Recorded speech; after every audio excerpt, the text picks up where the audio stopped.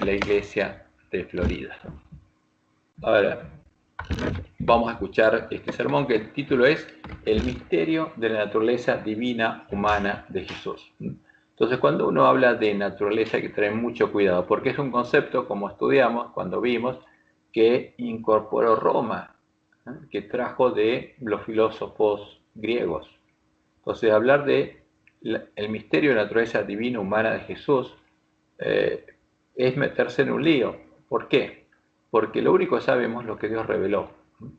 Entonces, pero vamos a ver a qué lleva nuestro pastor, que en el fondo es lo que, no sé si él lo sabe, es lo que Roma definió en el tiempo de la apostasía. Pero lamentablemente, bueno, es lo que Dios dijo que iba a pasar. Esa es la obra de los lobos en medio nuestro. Entonces, por ese fruto conoceríamos que los lobos están en medio de la iglesia adventista. Vamos a escuchar a nuestro pastor y vamos a detenernos para analizar punto por punto, con la palabra de Dios, estos temas doctrinales. Mirarlos más directamente.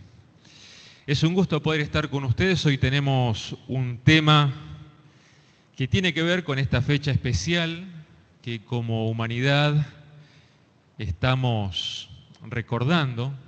Sabemos que se acerca la Navidad, sabemos que según los registros bíblicos e históricos no es la fecha en que nació Jesús, pero se recuerda el nacimiento de Jesús, y es por eso que es propicio en esta fecha también sumarnos a esa conmemoración del recuerdo de lo que Jesús hizo por nosotros. Es bueno reflexionar en esto y poder aprender lo que Dios quiere transmitirnos el día de hoy. El título del tema se titula El misterio de la naturaleza divina humana de Jesús. Olvídate de todas las que viste porque esta es la que te gusta. A ver, Marianela, ahí está. Tenía abierto el micrófono. Bueno, seguimos. De White, en la carta 8 del año 1895, dice: la encarnación de Cristo siempre ha sido y continuará siendo un misterio. En la carta 276 del año 1904, repitió el concepto y dijo: la encarnación de Cristo es el misterio de todos los misterios. Qué impresionante que una sierva de Dios como fue Ellen White dijera enfáticamente que es un misterio. Es decir, nuestra comprensión no llega a alcanzar la grandeza de la obra que Jesús hizo en favor nuestro, o a favor nuestro, viniendo a este mundo, tomando forma humana, como dice la palabra de Dios. Cuando el ser humano cayó en pecado, cuando Adán y Eva pecaron y la humanidad se perdió, Dios presentó el plan de salvación a los ángeles que estaban preocupados con el futuro de la humanidad. Y en el libro La historia de la redención, en la página 45, nos dice que cuando Dios presentó el plan de salvación, ¿en qué consistía? En que Jesús, el Hijo de Dios, iba a venir a este mundo, iba a tomar la forma humana, iba a vivir entre los hombres, iba a morir en la cruz en lugar nuestro para salvarnos. Nos dice que entonces el cielo se llenó de un gozo inefable y la hueste angélica entonó un himno de alabanza y adoración. Pulsaron sus arpas y entonaron una nota más elevada que nunca antes por la gran misericordia y la condescendencia de Dios al entregar a su muy amado para que muriera por una raza de rebeldes. Ahora, entonces, primer punto que vamos a parar y analizar. Entonces, él está usando a Elena de White para hacer doctrina.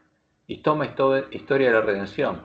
Y ahí en Historia de la Redención aparece uno de los errores más evidentes que hay en los escritos de Elena. Ahora, eso no lo escribió Elena. Nosotros sabemos que no lo escribió Elena cuando empieza a estudiar, sino que lo había escrito, digamos, los hermanos adventistas. Y específicamente el que tenía esas ideas era Jaime. Y tenemos que entender cómo se armaron los libros de Elena. Pero lo importante es que ella, especialmente en la última década del siglo XIX, cuando se empezaron a usar sus escritos para hacer doctrina, se dio cuenta de los errores y Dios le mostró claramente y le dijo que no tenían que usarse los escritos de ella para hacer doctrina, ni para enseñar doctrina.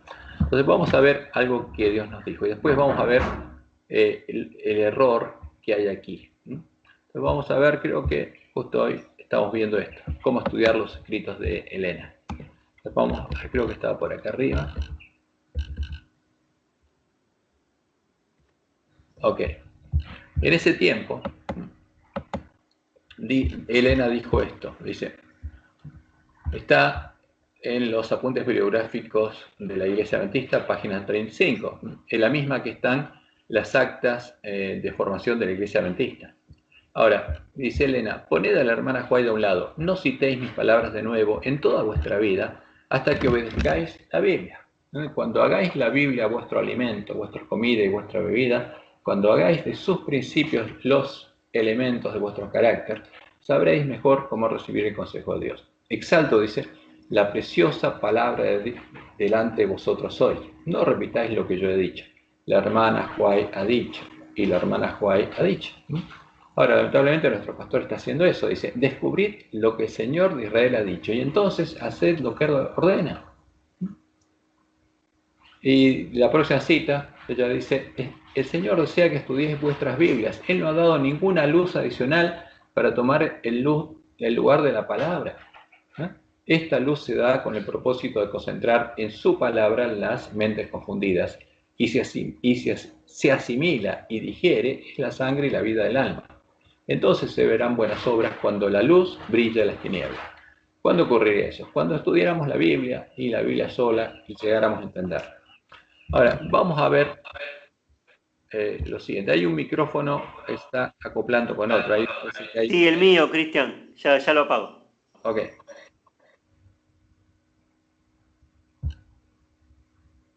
Entonces vamos a ver lo que nos presenta. Aparte de eso, que Dios nos dijo claramente. O sea, no hay una fuente de doctrina diferente a la de la Escritura que usaba la Iglesia primitiva para conocer la verdad.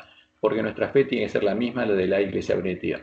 Pero el pastor acá acaba de leer una parte de Historia de la Redención que dice que después de que el hombre cayó, se trazó el plan de redención. Ahora, ¿qué dice la Biblia? Vamos a la Biblia. Entonces, porque este es uno de los puntos más claros en los que se ha atacado a Elena y a sus escritos. Ahora, y el que dice esto tiene razón. Entonces vamos a buscar. Si vamos a... Porque todos dicen que el plan de redención fue establecido antes de la fundación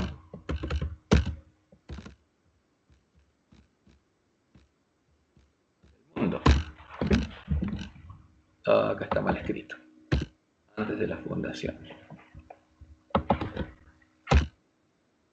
Por ejemplo, Efesios 1:4. Según nos escogió en él antes de la fundación del mundo, para que fuésemos santos y sin mancha delante de él. Primera de Pedro 1:20. El Cordero ya estaba destinado desde antes de la fundación del mundo, pero manifestado en los posteriores tiempos por amor a vosotros. O sea, ¿qué es lo que pasó? Cuando uno estudia lo que Dios nos reveló sobre el conflicto, ve cosas interesantes. Entonces, es un error pensar que el plan de redención fue establecido después de la caída del hombre. Y eso, digamos, quedó ahí. Pero es un error, no es bíblico. Entonces, hay muchos errores como esos que son contrarios a lo que dice la Biblia. Ahora, ¿de dónde salió ese error? Ese error, cuando uno estudia qué es lo que pasó con los escritos de Elena, viene de Jaime White, Urias Smith, Andrews, por qué ellos venían a la conexión cristiana, y ellos estudiaban los escritos que había escrito un escritor inglés, John Milton, donde él ahí escribió su concepción de cómo fue hecho el plan de redención. Y vemos que ellos tomaron de eso y, digamos, ellos pensaban que era así, ¿no? Pero la Biblia es contraria a eso, ¿no? Porque, por ejemplo, vamos a, digamos, por ejemplo, Apocalipsis, en las palabras de Jesús, Apocalipsis 13, versículo 8. Entonces, y lo adoraron todos los moradores de la tierra cuyos nombres no estaban escritos en el libro de la vida del Cordero, que fue inmolado desde el principio del mundo, desde antes de la formación del mundo, no desde la caída del hombre. Si alguno tiene oído, oiga. Entonces, eso es muy claro. Pero vamos a escuchar las palabras del pastor, que toma esas palabras de Elena, haciendo lo que Dios dijo que no tenemos que hacer.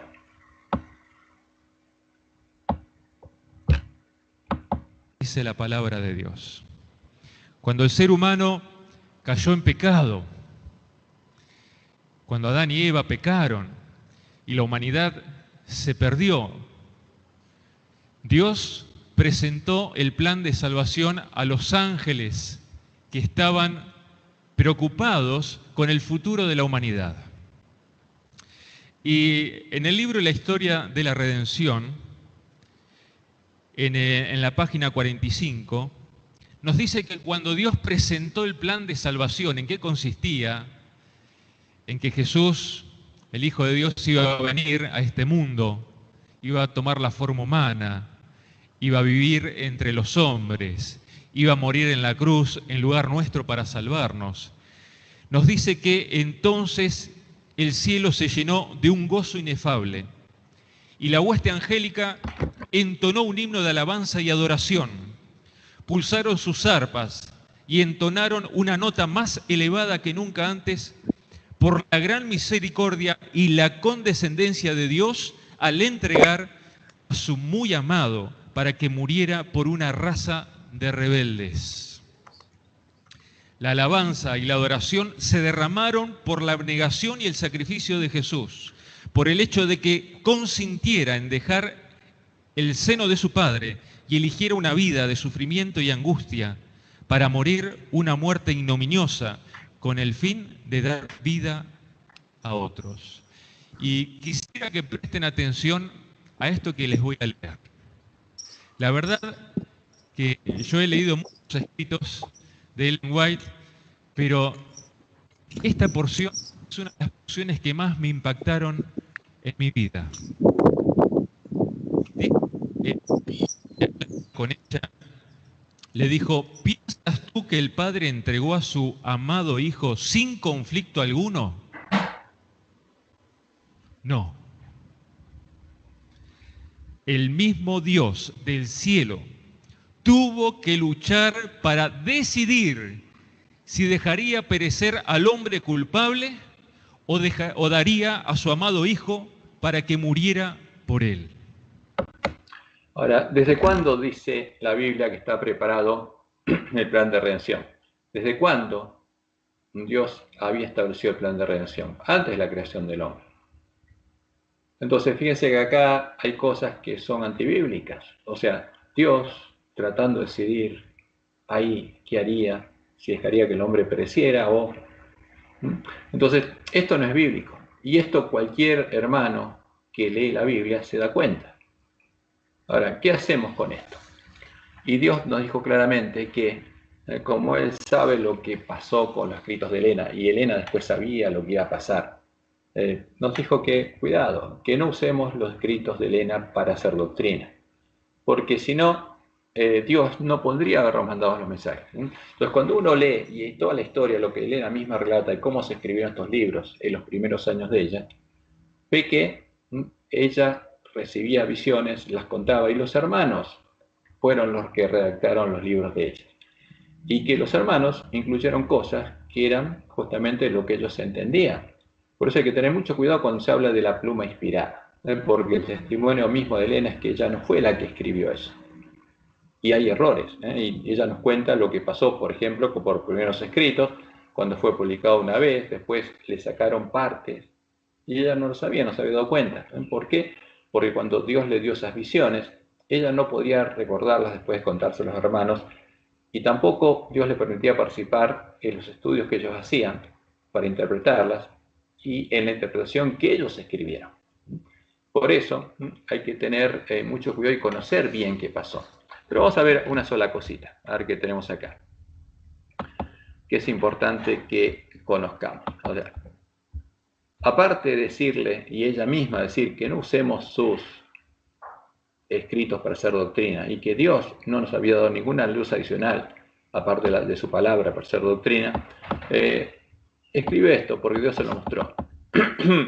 Y dice que iba a haber una hora de engaño en medio del pueblo de Dios, y que se usarían sus escritos para engañar al pueblo, porque no se usaría la Biblia y solo la Biblia, sino que se usarían los escritos de ella. Ahora, el problema es que cuando se usan los escritos de ella, y un hermano después viene alguien de afuera y le muestra los errores que hay en los escritos de ella, la persona se desengaña y dice, bueno, me engañaron, falso profeta, y muchos se fueron de la iglesia.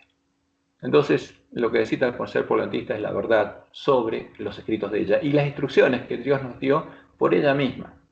Ahora ella dice, se hallará que los que llevan un mensaje falso no tendrán un alto sentido de honor e integridad, engañarán al pueblo.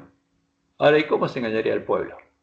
Mezclarán con su error los testimonios de la hermana White y usarán su nombre para dar influencia a su obra.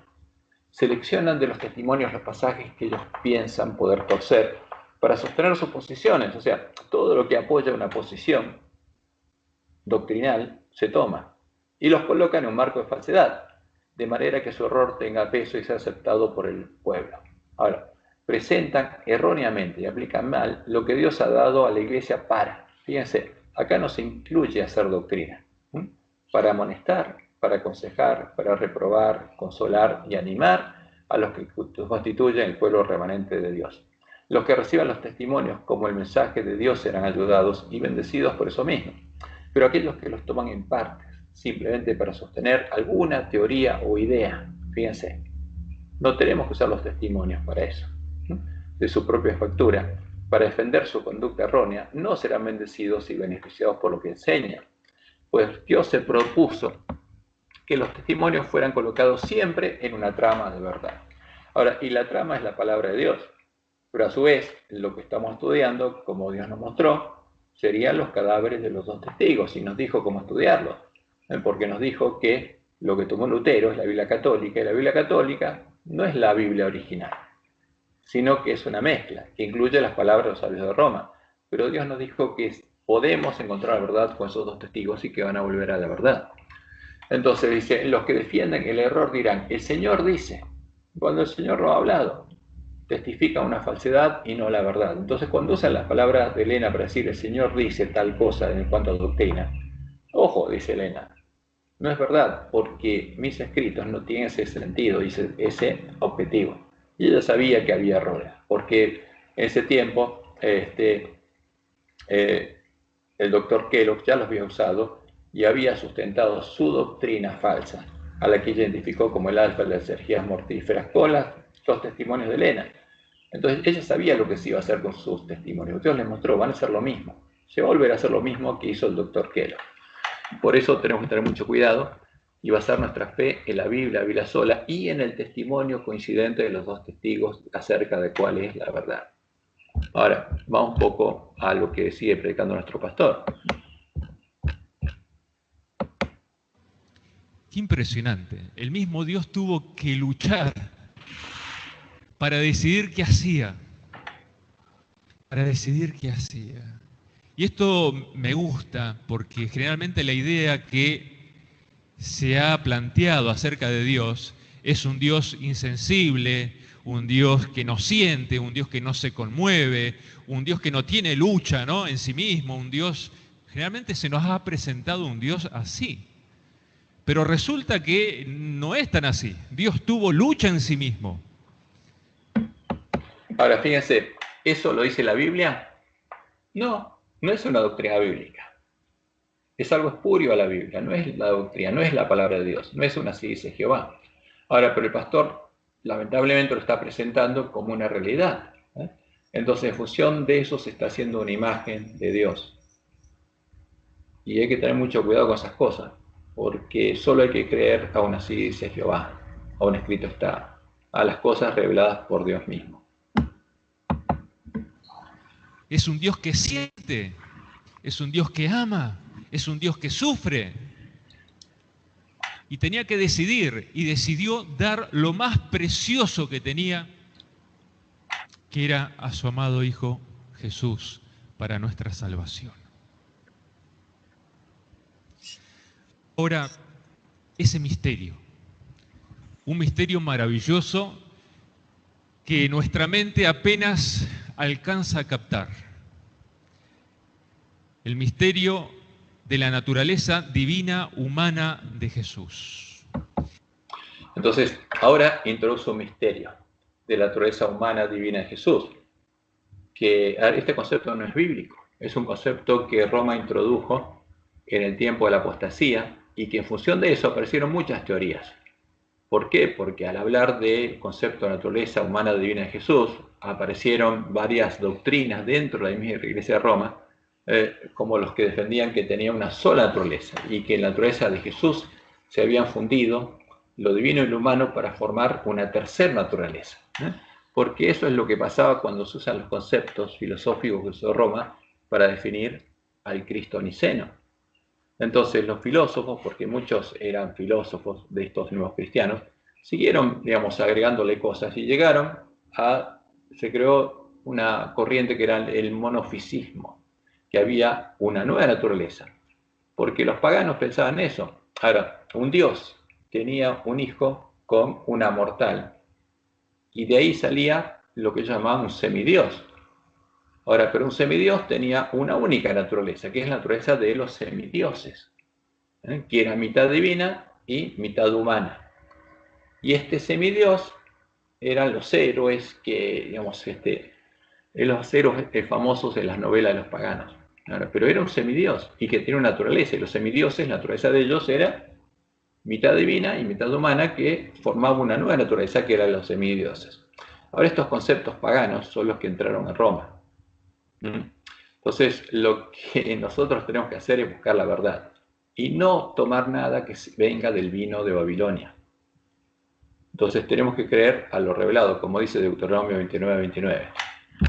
Las cosas secretas, vamos a ver Deuteronomio 29:29, porque todo lo que necesitamos nosotros conocer, Dios lo revela. Todo lo que necesitamos conocer está revelado. Entonces, ¿qué nos dice Dios? ¿Qué nos dice Jehová? Las cosas secretas, lo no revelado, pertenece a Jehová nuestro Dios. Más, las reveladas, las que podemos conocer y están en su palabra, son para nosotros y para nuestros hijos para siempre, para que cumplamos con todas las palabras de esta ley. Entonces lo importante es que buscamos las reveladas, no especulaciones, y no conceptos que no son bíblicos. Porque la Biblia habla claramente de Jesús, y lo que dice la Biblia de Jesús es la verdad. Pero ahí no habla de una naturaleza divina humana. Cuidado. Ahí en la Biblia se nos dice quién es Jesús, cuál es el verdadero Jesús, que es la puerta que tendremos que encontrar, la puerta estrecha. ¿Cuál es el verdadero Jesús? ¿Y cuál es el falso?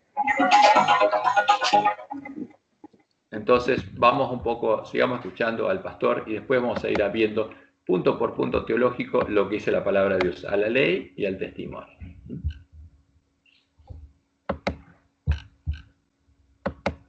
Y quisiera hablar, en primera instancia, de la naturaleza divina de Jesús. Hay muchos que tienen problemas para comprender que Jesús es Dios. ¿Por qué tienen este problema? Porque confunden su naturaleza con la función mesiánica. Por ejemplo, Jesús, cuando estuvo en esta tierra, se hacía llamar el Hijo del Hombre. El Hijo del Hombre. En hebreo, hombre es Adán, el mismo nombre que Adán. Es decir, el Hijo de Adán o el Hijo del Hombre, de la humanidad. También nos dice la palabra de Dios que en algunos momentos Jesús, especialmente en la cruz del Calvario, cuando estaba agonizando, se refirió al Padre y le dijo, Dios mío, ¿por qué me has desamparado? Y entonces algunos dicen, viste que no es Dios. No es Dios porque dice Dios mío. Y en realidad estaba hablando como hombre, como el segundo Adán, que ahora vamos a ver un poquito más acerca de esto, como representante de la humanidad. También podemos encontrar otro texto más. En el Evangelio de Juan dice Jesús que iría a su Dios y a vuestro Dios, pero lo dice en el contexto funcional mesiánico del segundo Adán. Y entonces muchos dicen, bueno, si le llama Dios al Padre, entonces Jesús no es Dios. No, estás confundiendo la naturaleza de Jesús con la función mesiánica que él tuvo estando aquí en la tierra, como el segundo Adán, como la palabra de Dios enseña. Esto es muy importante aclararlo, porque hay algunas religiones que niegan la divinidad de Jesús y dicen, no, Jesús no es Dios. Es un hombre medio divino o un semidios, y no es así. No es así, la Biblia no habla de esto. Por ejemplo, vamos a ver algunas razones de por qué Jesús es divino. La Biblia nos habla de la preexistencia eterna de Jesús. El Evangelio de Juan, el capítulo 1, el verso 1 dice, en el principio ya existía el Verbo, y el Verbo estaba con Dios, y el Verbo era Dios. Entonces fíjense, ahora empieza el pastor a usar los versículos que Roma introdujo en la Biblia. Ahora, ¿cómo sabemos que este versículo, por ejemplo, Juan 1, 1 al 3, y Hebreos, por ejemplo, 1, 1 al 3, fueron introducidos por Roma? Porque Roma misma lo dice en el Catecismo Romano. A ver, vamos a ver algo aquí. Vamos a ver vamos a ver otro archivo que tenemos aquí, que es el análisis del libro de la Trinidad. Porque todo lo que el pastor dice está incluido en el libro de la Trinidad. Entonces vamos a ver artículo 251 del Catecismo Romano. A ver si lo encontramos. Acá está. Entonces,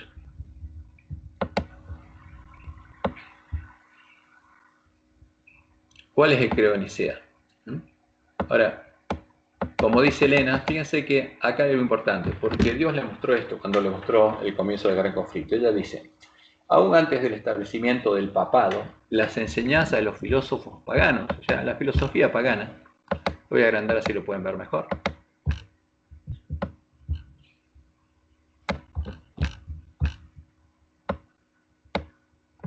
habían recibido atención y ejercido influencia dentro de la Iglesia. Muchos de los que profesaban ser convertidos se aferraban aún a los dogmas de su filosofía pagana. Porque los conceptos paganos son dogmas, o sea, ellos definían dogmas, y en función de esos dogmas, especialmente la naturaleza divina que tenían los dioses, los semidioses y todos los demás, definieron ídolos. Y no solo seguían estudiándolo ellos mismos, sino que inducían a otros a que los estudiaran también a fin de extender su influencia entre los paganos.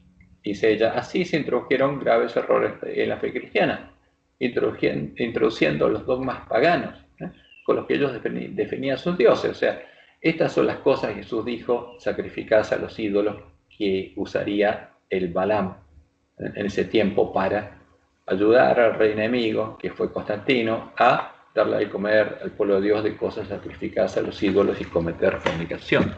Ahora, y eso lo vemos claramente en el credo de Nicea, donde se usaron las cosas que los paganos usaban para definir a sus ídolos. Entonces, este es el credo de Nicea, este es el primer credo de la Iglesia Católica, o credo universal o católico del Imperio Romano. Entonces ese credo dice, creemos en un Dios Padre, todopoderoso, hacedor de las cosas visibles e invisibles. Ahora fíjense que este es un credo ecuménico, que es lo común que encontró Constantino y los apóstatas entre los paganos y los cristianos. Porque los paganos creían en Zeus. ¿Y cómo lo llamaban? El Dios Padre, todopoderoso, hacedor de todas las cosas visibles e invisibles.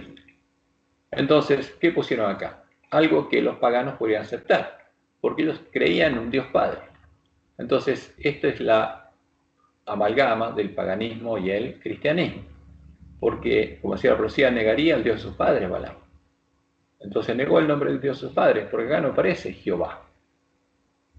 Este es un Dios genérico sin nombre, que es hacedor de todas las cosas visibles e invisibles. Y en el segundo lugar, agregan una descripción de un Dios hijo que fue engendrado de la misma forma en que Apolo fue engendrado por Zeus.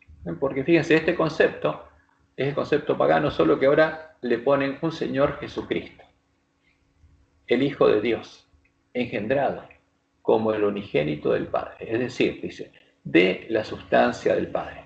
O sea, acá justamente aparece el politeísmo. ¿Por qué los paganos eran politeístas? Porque no creían en una persona que fuera Dios, sino que cuando un Dios engendraba un hijo, había otro Dios que tenía su misma esencia, sustancia, ya eran dos dioses. Y engendraba otro más, eran 3, 4, 5 y así. Pero con que ya hubiera engendrado uno, ya eran dos dioses, ya era politeísmo. Entonces, el concepto de un Dios engendrado, que de la sustancia del Padre, o sea, la sustancia, ¿qué significa? Es un concepto pagano, filosófico. Dios de Dios, luz de luz, Dios verdadero de Dios verdadero, engendrado, no hecho, consubstancial del Padre. ¿Qué quiere decir? Ahora, si tiene la misma esencia, sustancia del Padre, también es un Dios, porque para los griegos lo que definía que una persona era Dios es que tenía sustancia divina, que era un humano es que tenía la sustancia humana, o la naturaleza humana, y que era un semidios es que tenía mitad y mitad. Y ahora viene el concepto, que acá hay un Dios Hijo engendrado por el Dios Padre, mediante el cual todas las cosas fueron hechas, o sea que es el agente creador de ese Dios Padre. Este es el concepto definido del Credo de Nicea. Y acá, como Dios le mostró a Elena, se empezaron a usar conceptos filosóficos, paganos. Ahora, ¿cuál es el testimonio de Roma? Porque una de las cosas que a muchos nos cuesta entender es cómo Dios permitió que la Biblia fuera cambiada. ¿Fue cambiada nuestra Biblia? Y muchos creen que no. Pero Dios nos dice en la profecía que sí, que Roma daría muerte a los testigos, y por medio de Elena nos mostró lo que pasó en el tiempo de la apostasía. Pero vamos al testimonio de Roma y de nuestros teólogos, porque vamos a ver que Roma dice que ella fue la que formuló el dogma de la Trinidad y creó una terminología propia. Entonces, vamos a verlo directamente, artículo 51 del Catecismo Romano. Dice Roma, para la formulación del dogma de la Trinidad, porque dice, lo formulé yo, y Roma dice, bueno, porque yo recibí autoridad de atar y desatar, y este dogma lo definí yo, y todos tienen la obligación de creer, porque yo tengo la autoridad de atar y desatar. Entonces dice, para la formulación del dogma de la Trinidad, porque no es algo definido en la Biblia, lo definí yo. La Iglesia, dice, debió crear una terminología propia. Creó una nueva terminología que no estaba en la Biblia, con ayuda de nociones de origen filosófico, por ejemplo, sustancia, persona o hipóstasis, relación, etc. Y fíjense cómo dice el artículo 52. La Iglesia utiliza el término sustancia, traducido a veces también por esencia o naturaleza, para designar el ser divino en su unidad. Entonces, ¿qué hizo Roma? Definió un nuevo Dios, del cual el ser divino en su unidad al que adora es la sustancia, y de la cual salen tres personas que son sus hipóstasis. El término persona o hipóstasis para designar al Padre, al Hijo y al Espíritu Santo, su distinción real entre sí. El término relación, etc. Entonces, ¿qué dice Roma? Yo definí el dogma, y para hacerlo usé conceptos filosóficos. Y son los mismos conceptos filosóficos que usaban los paganos para definir a sus dioses. Ahora, en sus imágenes, Roma nos muestra cuál es el ser divino al que adora. Entonces, cuando uno va a las imágenes y dice Roma, ve que el ser divino, la esencia, lo que llama Dios, que es el sol, porque es el dios de Babilonia, es el dios sol. Ahora, ese dios sol tiene tres hipóstasis, se manifiesta en el Dios Padre, Dios Hijo y Dios Espíritu Santo. Entonces, Dios, que es el sol, que a veces Roma lo pone directamente como el sol acá, es el Padre. El sol es el Hijo, el sol es el Espíritu Santo. O sea, Baal es el Padre, Baal es el Hijo, Baal es el Espíritu Santo de la Trinidad. Y por eso todos muestran como son hipóstasis del sol. La cabeza tiene el sol y la cruz de Malta, símbolo de el sol. Y acá hay un hombre, un católico, adorando a las tres hipóstasis del sol. Y acá en esta otra imagen lo dibujo así, tres personas, coeternas y coiguales, o una engendrada, etc. Ahora, esos mismos conceptos solo están en el libro de la Trinidad. Pero lo interesante es que, como dice Roma, estos conceptos no están en la Biblia. Pero ahora está en la Biblia. ¿Por qué está en la Biblia? Por ejemplo, cuando uno va al libro de Hebreos, o como recién leyó el pastor, en Juan 1, 1 al 4, donde está el verbo, que el verbo es el agente que creó Platón. Entonces hay un Dios que por medio de un agente hace cosas. En este caso, digamos, los apóstatas de la Iglesia primitiva tomaron al verbo de Platón diciendo que es Cristo, es el agente del Dios que ese que vivía en el mundo de las ideas. Ahora, ¿pero qué dice Hebreos 1, 1 al 3? Dice, Dios, habiendo hablado muchas veces, de muchas maneras en otro tiempo a los padres por los profetas, en estos postreros días nos ha hablado por el Hijo, a quien constituyó heredero de todo y por quien asimismo hizo el universo, o sea, fue la gente, como dice el Credo de Nicea. Ahora, y acá está el Credo de Nicea reflejado, el cual, siendo el resplandor de su gloria y la imagen misma de su sustancia. Entonces, si alguien tiene la sustancia del Dios Padre, es el Dios Hijo, y es un Dios, Dios de Dios. ¿Por qué? Porque la naturaleza define que es un Dios. Porque para los filósofos la naturaleza define si una persona es Dios, o es un semidios, o es un hombre. Entonces, ese concepto que definió Roma está en nuestra Biblia.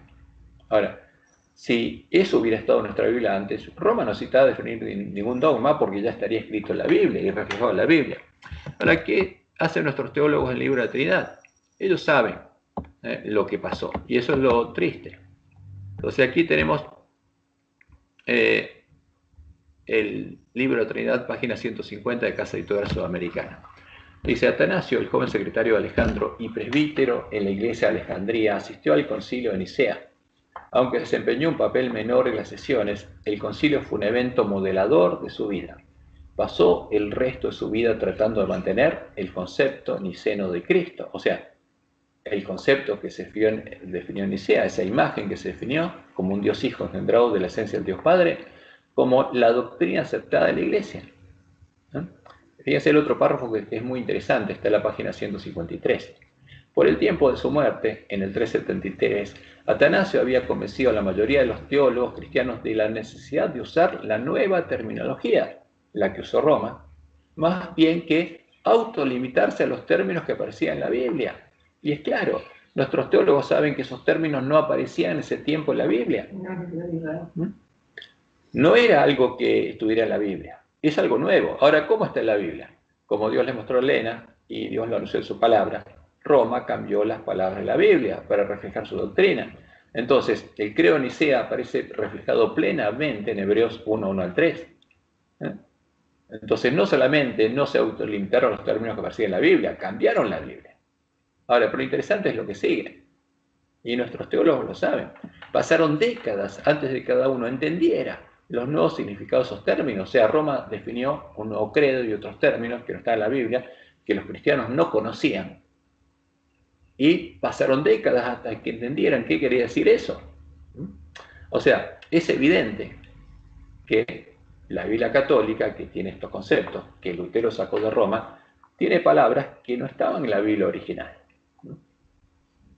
Y los sabios de Roma no solo no se autolimitaron los términos que aparecían en la Biblia, sino que cambiaron los términos de la Biblia y reflejaron en la Biblia el dogma de la Trinidad.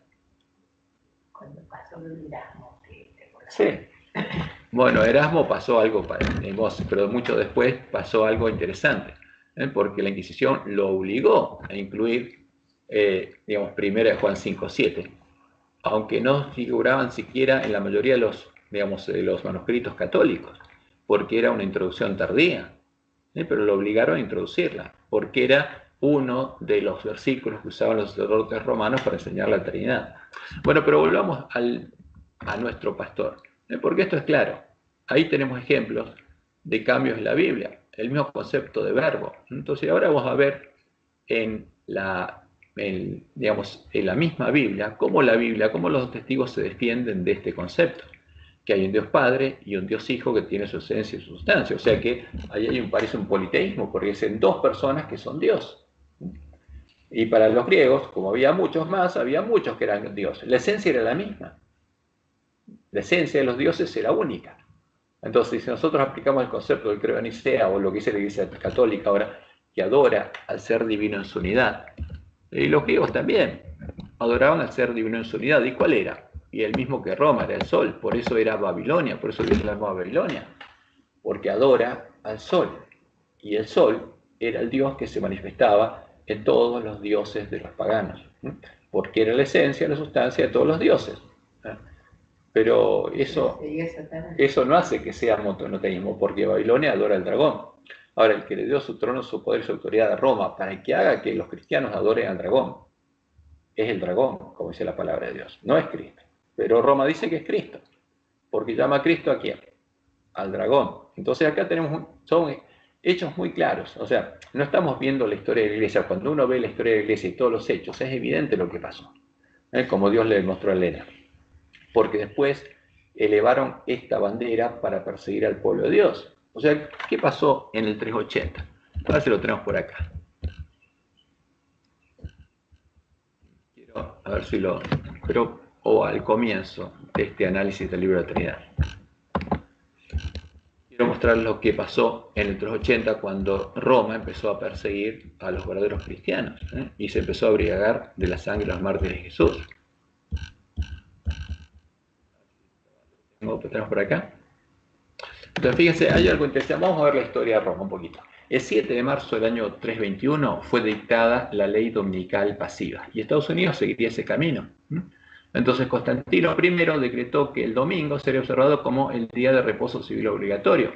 Y esto es lo que está escrito en el Código Justiniano, esto es lo que estableció Constantino. En el venerable día del sol, se había convertido Constantino, seguía siendo pagano. No, seguía venerando el sol, a Baal, el dios de Roma. Sí, que Mitra era el dios sol encarnado, era el Cristo romano. En el venerable día del sol, que los magistrados y las gentes residentes de las ciudades descansen y que todos los talleres estén cerrados. En el campo, sin embargo, que las personas ocupadas en la agricultura puedan libremente y legalmente continuar sus quehaceres. Porque suele acontecer que otro día no sea apto para la plantación o de viñas o de semillas, no sea que por descuidar el momento propicio. ¿Dios estableció esto o vale? Para tales operaciones, la liberalidad del cielo, ¿la liberalidad de quién? Del sol, se pierda. Seguía adorando a Baal, no era cristiano. Ahora, el 321, como Dios le mostró a Elena, los apóstatas que ya estaban haciendo la obra de Balaam. Fíjense lo que estaban haciendo. Y ahora, como habían fundado la nueva iglesia católica, estaban buscando la gloria de esa iglesia. Dice, a principios, conflicto de los siglos, página 56. A principios del siglo IV, el emperador Constantino expidió un decreto que hacía del domingo un día de fiesta pública en todo el imperio. El día del sol fue reverenciado por sus súbditos paganos y honrado por los cristianos, por los apóstatas, pues era política del emperador conciliar los intereses del paganismo y el cristianismo que se daban en pugna. Los obispos de la iglesia, fíjense, ¿quiénes ayudaban a Constantino? ¿Quiénes hacían la obra de Balaam? Los obispos apóstatas, no todos, los apóstatas, inspirados por su ambición y sed de dominio, porque ahora tenían la misma ambición que el príncipe de este mundo, buscaban dominio y poder. Le hicieron obrar así. ¿Qué le aconsejaron a Constantino? Ellos le hicieron a Constantino establecer el domingo como día de descanso en todo el imperio. Ellos lo llevaron a hacer la ley dominical pasiva, como el falso profeta y Roma van a hacer ahora que haga Estados Unidos. Pues comprendieron que si el mismo día era observado por cristianos y paganos, ellos llegarían a aceptar nominalmente el cristianismo y ello redundaría en beneficio del poder y de la gloria de la iglesia. ¿Qué iglesia? La iglesia católica que había fundado Constantino. Ahora, pero hay algo interesante. ¿Qué pasó? Ellos fueron los que ya eran apóstatas, estaban adorando el sol, y en el 425, 4 años después, definieron el credo de Nicea. ¿Ya eran apóstatas? ¿Eran guiados por el Espíritu de Dios? No. Dios los guió a cambiar el día de reposo del sábado al domingo, como dice Roma que hizo Silvestre I en ese tiempo, cuando Constantino estableció el domingo como día de veneración en todo el Imperio Romano. Silvestre I, en la Iglesia de Roma, cambió el día de oración del sábado al domingo. ¿Era guiado por el Espíritu de Dios? No. Y el 325, cuando definieron a la imagen de la bestia, como dice la Biblia que adoraría Roma, al ídolo abominable, al ídolo al que adoraría el hombre pecado. ¿Eran guiados por el Espíritu de Dios? No, no. Ya eran habitación de demonios. ¿Y cuándo se vio el fruto? En el edicto de Tesalónica, en el 380. Porque ahí empezaron a perseguir y asesinar a los cristianos que no arriaban la bandera de la iglesia primitiva. Entonces este es el edicto de Tesalónica del año 380. ¿Y qué dice? Y esto es un hecho, no se puede negar. El Imperio Romano, ahora, esta es la ley dominical activa, donde se obliga a todos a adorar a la bestia de la imagen que ella adora. Queremos que todos los pueblos, dice la bestia romana, que son gobernados por la administración de nuestra clemencia, profesen la religión. Se acaba la libertad religiosa. Tienen que profesar la religión, que, fíjense acá, que profesan el pontífice Dámaso y el obispo de Alejandría. Ahora, ¿quién es el pontífice Dámaso? El obispo de Roma, que ahora era sumo pontífice romano, porque Constantino le había dado su trono, su corona, la tiara y su poder como sumo pontífice de la religión pagana del imperio. Sumo pontífice que es Amén. Supuestamente. ¿Qué? Supuestamente primero era de... Eso, claro, son apóstatas de la iglesia primitiva que hicieron la obra de Balaam. Ahora, entonces, ¿cuál es ese credo? Dice. Entonces, fíjense, esto es lo que cree la bestia romana. Creemos en la divinidad única del Padre, del Hijo y del Espíritu Santo, bajo el concepto de igual majestad y de la piadosa Trinidad. Ahora, el Imperio Romano cree en el credo de Nicea. Eso es lo que define la bestia romana. Y ordena a la bestia romana que tenga el nombre de cristianos católicos. ¿Quién es cristiano católico? En el que cree en la Trinidad. Ordenamos que tenga el nombre de cristianos católicos quienes sigan esta norma. Ahora, a partir de ese momento, el que cree en la Trinidad es un cristiano católico. Ahora, por eso los cristianos no creían esto. Y el que bautiza a una persona y hace obra misionera y la bautiza para que crea en la Trinidad, está bautizando a un cristiano católico. Está haciendo obra misionera ¿para quién? Para Roma. Y sigue, dice el Imperio Romano, mientras que los demás cristianos, los juzgamos dementes y locos. ¿Y qué pasa cuando una persona era juzgada demente y loco? Perdía sus derechos civiles y no podía comprar ni vender. Por eso la bestia que sube a Estados Unidos, que va a hacer lo que hizo Apocalipsis 13, va a hacer lo mismo que hizo la bestia romana, sobre los que pesará la infamia de la herejía. Ahora, ¿cuál es la herejía? No creer en la Trinidad. Y por eso mataron a los cristianos.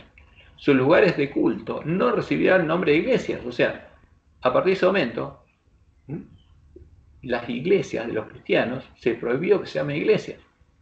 Y será objeto primero de la venganza divina, fueron destruidas, y después serán castigados por nuestra propia iniciativa, que adoptaremos siguiendo la voluntad celestial. Ahora, eso es lo que pasó. Empezaron a asesinar a los cristianos verdaderos porque no creían en la Trinidad. Y como Dios le mostró a Elena, y está en Primeros Escritos, página 211, Satanás se regocijaba por la caída de tantos, y entonces incitó a la iglesia caída a obligar a quienes querían conservar la pureza de su religión a que accediesen a sus ceremonias y al culto de las imágenes o recibiesen la muerte. ¿A qué imágenes tenían que adorar? A las definidas de la doctrina de la Trinidad.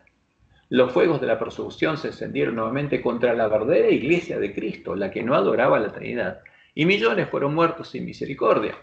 Entonces, cuando uno ve estos hechos, y es evidente que los cristianos verdaderos no adoraban a la Trinidad, y que la Trinidad fue creada, como Jesús lo anunció en la profecía del Apocalipsis, con cosas sacrificadas a los ídolos, ¿sabe que la Trinidad es un ídolo? Ahora, ¿podemos corroborar eso en la Biblia? Sí, es fácil corroborarlo, siguiendo el camino que Dios nos dio, buscando todo lo que Dios dice a sí mismo de su palabra. Entonces, eso es lo que pasó, fíjense, exactamente.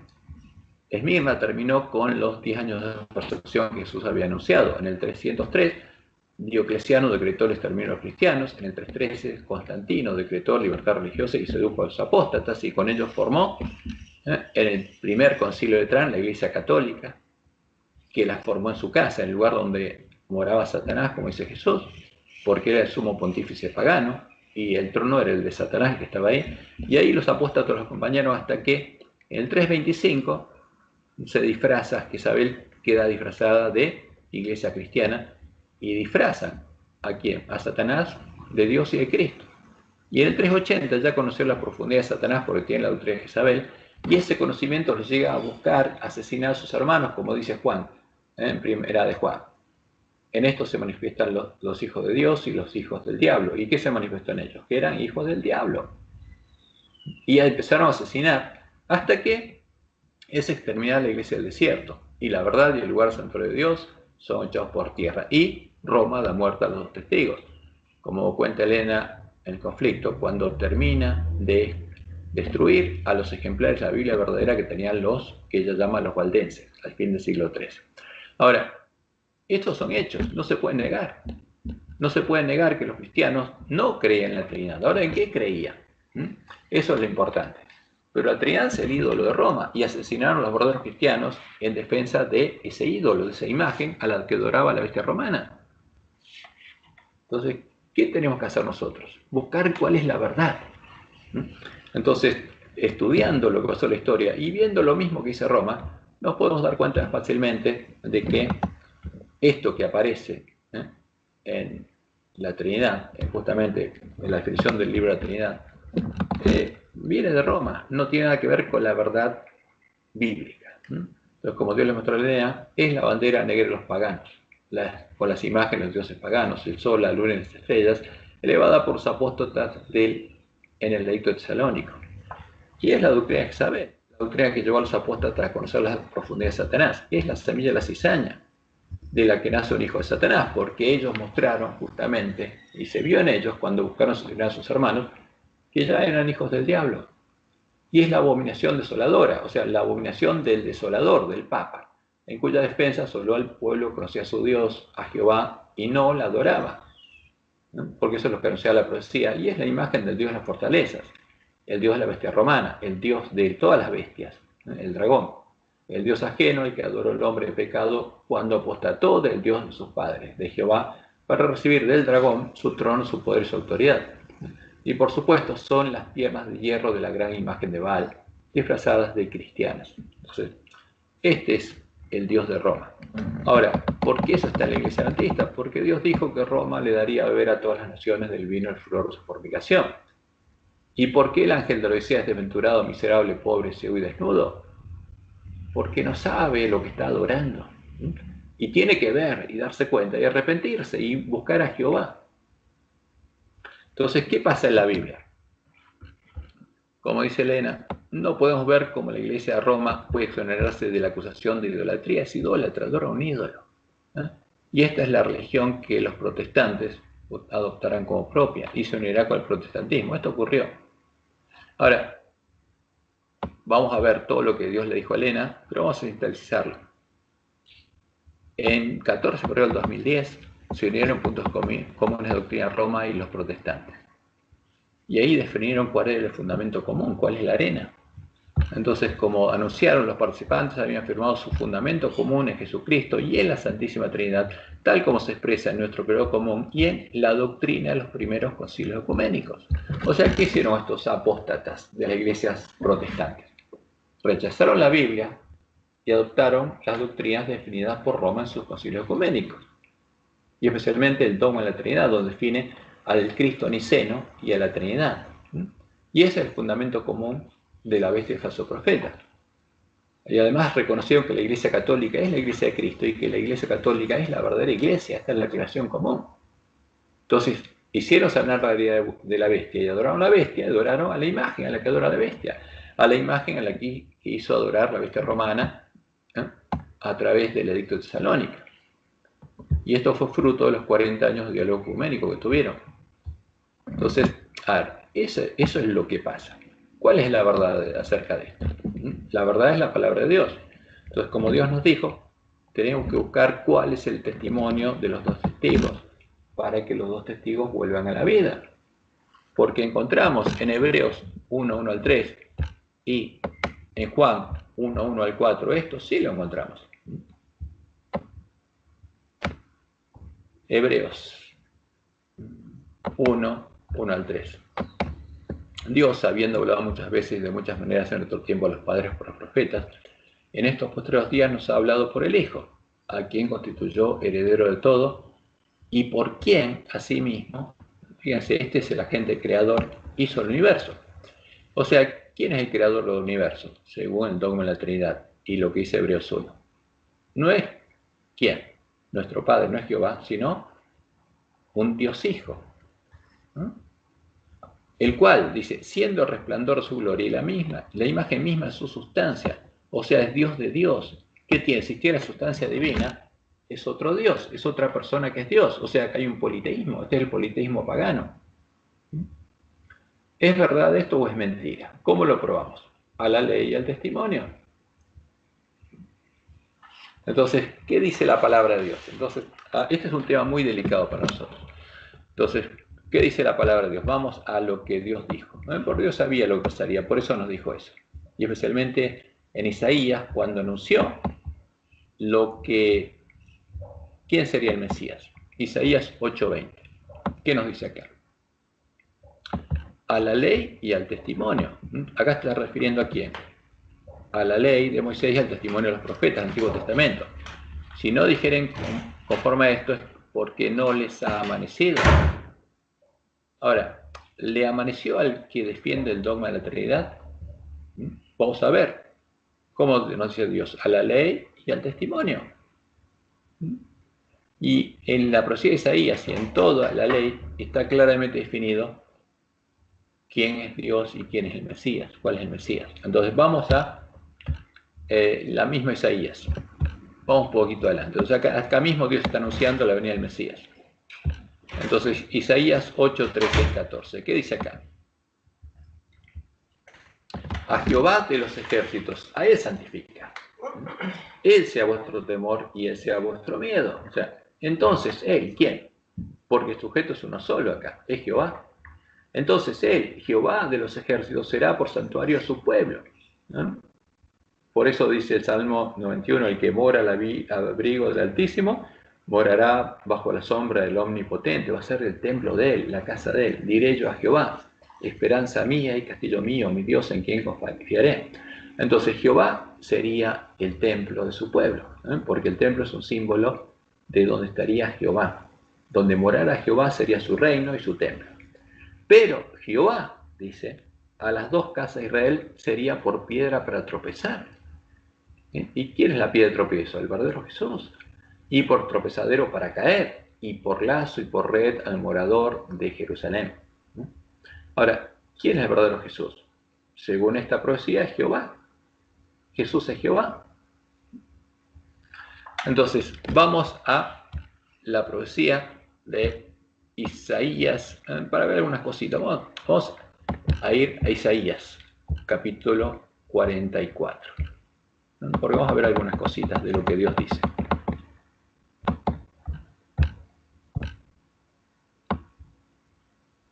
...44 de 6 al 8... dice: así dice Jehová, Rey de Israel y su Redentor. ¿Qué dice? ¿Cuál es el sujeto? Jehová. Jehová es el Rey de Israel y es el Redentor de Israel. Es Jehová de los ejércitos, dice. Yo, y habla en primera persona singular, yo soy, dice, el primero. Y yo soy el postrero, dice, y fuera de mí no hay Dios. Entonces, Jehová se presenta como una persona singular, dice, yo soy. Jesús, por supuesto, decía, yo soy. Y si no creyereis que yo soy, en vuestros pecados moriréis. Ahora él sigue diciendo Jehová, ¿y quién proclamará lo venidero, lo declarará y lo pondrá en orden delante de mí, como hago yo desde que establecí el pueblo antiguo? Anúnciales lo que viene y lo que está por venir.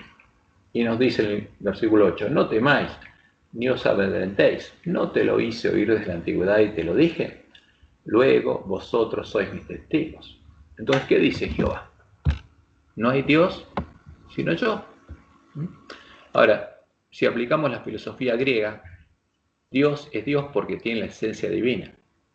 Entonces, si hay otra persona que sea Dios es porque tiene esencia divina. ¿Pero qué dice Jehová?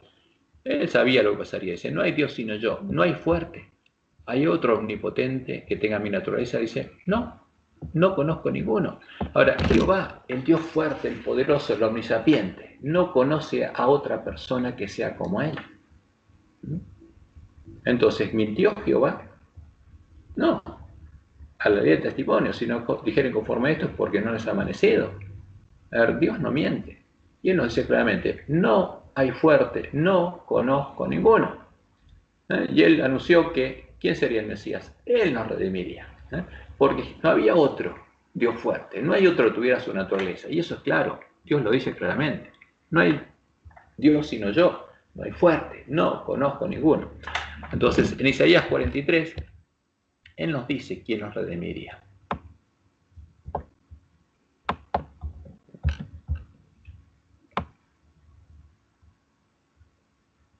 Y el versículo 10 dice lo siguiente: vosotros sois mis testigos. ¿A quién le dice esto? Al que lee y oye sus palabras, dice Jehová.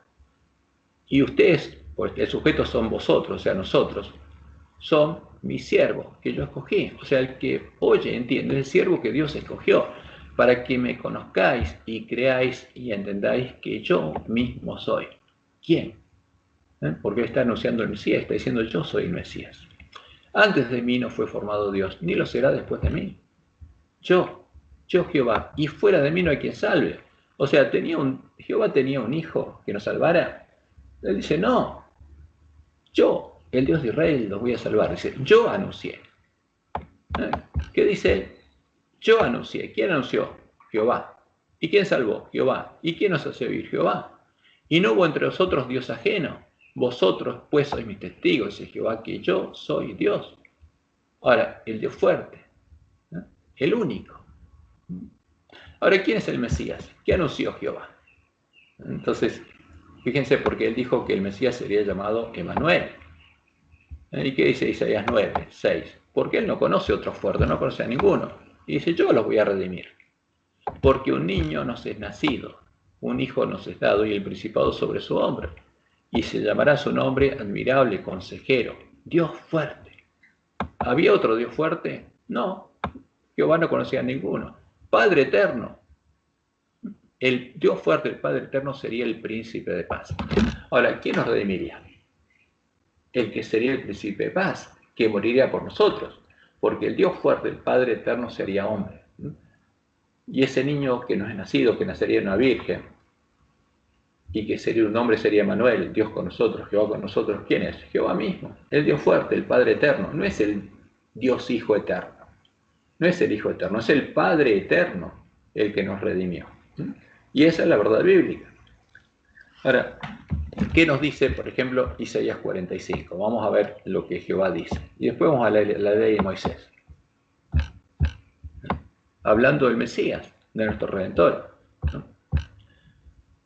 Dice, empecemos el 21, dice, proclamad y hacerlos acercarse y entren todos en consulta. ¿Quién hizo oír esto desde el principio y lo tiene dicho desde entonces? Sino yo, Jehová. Y no hay más Dios que yo. Dios justo y salvador, ningún otro fuera de mí. Habla con una persona secular y dice, no hay otro, ningún otro fuera de mí, no conozco ninguno. Ahora, pero según la Trinidad, el Dios Padre de la Trinidad no está solo, porque está un Dios Hijo y un Dios Espíritu Santo. Y tiene que conocerlos, por supuesto, porque son coeternos y coiguales. Pero Jehová, ¿qué dice? No hay ningún otro fuera de mí, no conozco ninguno, no hay fuerte. Pero la Trinidad dice que hay tres que son fuertes iguales. Mirad a mí, dice Jehová, y sed salvos todos los términos de la tierra, porque yo soy Dios y no hay más, no hay dos más, ni uno más. Por mí mismo hice juramento, de mi boca salió palabra en justicia y no será revocada. Que a mí se doblará toda rodilla y jurará toda lengua, y se dirá de mí, ciertamente, en Jehová está la justicia y la fuerza. A él vendrán, y todos los que contra él se enardecen serán avergonzados. En Jehová será justificada, y se gloriará toda la descendencia de Israel. Ahora, lo lindo es que los apóstoles del Nuevo Testamento toman estos versículos y los repiten. Y a pesar de que se introdujeron las palabras sabias de Roma, cuando vuelvo al Nuevo Testamento, encuentra el mismo testimonio. Pero antes de ir ahí, vamos a la ley de Moisés.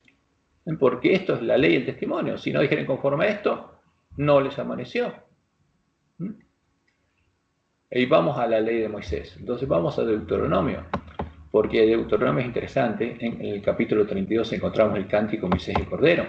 Que Apocalipsis 15 dice que van a cantar todos los redimidos de la última generación. ¿Y cómo empieza? Dice Moisés, porque el nombre de Jehová proclamaré. Engrandeced a nuestro Dios. Él es la roca. ¿Quién es la roca? Es Jehová. Cuya obra es perfecta, porque todos sus caminos son rectitud. Dios de verdad y sin ninguna iniquidad en él. Él es justo y recto. La corrupción no es suya. Ahora, pero hay una corrupción ahí. ¿Y qué tiene que ver Jehová con la corrupción? Lo vamos a ver ahora enseguida. De sus hijos en la mancha, creación torcida y perversa. ¿Por qué? Porque Jehová la carga. Desde ese tiempo la estaba cargando. ¿Mm? No es como decía, digamos, Platón, que había un Dios que no se contaminaba con lo material. No, el verdadero Dios, Jehová, estaba cargando el pecado de su pueblo. ¿Eh? Así pagáis a Jehová, pueblo loco e ignorante. ¿No es Él tu Padre que te creó? ¿Mm? ¿Quién es Jehová? Es nuestro Padre, es nuestro Creador. Él te hizo y te estableció. Ahora, Jehová no tuvo un agente creador, porque Él no conoce a ninguno. Entonces, pero Él sabía lo que pasaría. Entonces, cuando habla de que quién lo guió de Egipto a Canaán a su pueblo, dice, Él lo guía. Como el águila que excita su unidad, revolotea sobre sus pollos, extiende sus alas, las toma, las lleva sobre sus plumas, Jehová solo le guió, y con Él no hubo Dios extraño. O sea, ¿quién guió a Israel de Egipto a Canaán? Jehová solo. ¿Y hubo con Él otros dos? No. Ahora, ¿es un mentiroso Jehová? No, a la ley del testimonio. Si no dijeren de acuerdo a lo que Dios dijo, no les ha amanecido. Están ciegos. Esa es la función del ángel de la Odisea. Ahora, y Dios mismo, en el cántico Moisés del Cordero, que es una profecía, porque anunció con lo que iba a pasar con Israel, termina diciendo lo siguiente, hablando cuando él juzgaría a su pueblo.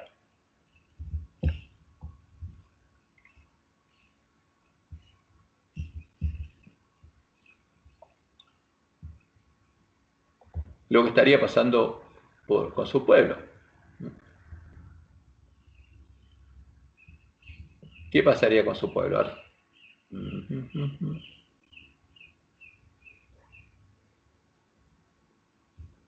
Empieza hablando de lo que pasaría en este tiempo. Dice, fíjense lo que dice, porque la roca de ellos, ¿no?, habría en medio del pueblo de Dios una falsa roca.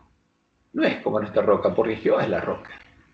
Pero el pueblo de Dios, en el tiempo al fin, habría una falsa roca, porque tratarían de asociarla a Jehová para engañar al pueblo de Dios y la llamarían la roca, Jehová. Porque la roca de ellos no es como nuestra roca, no es el Dios de Israel. Y aún nuestros enemigos son de ellos jueces, porque de la vid de Sodoma es la vid de ellos, Jesús es la vid. ¿Pero de dónde viene esa vid? De Sodoma, de la gran ciudad que se llama Babilonia, Sodoma y Egipto.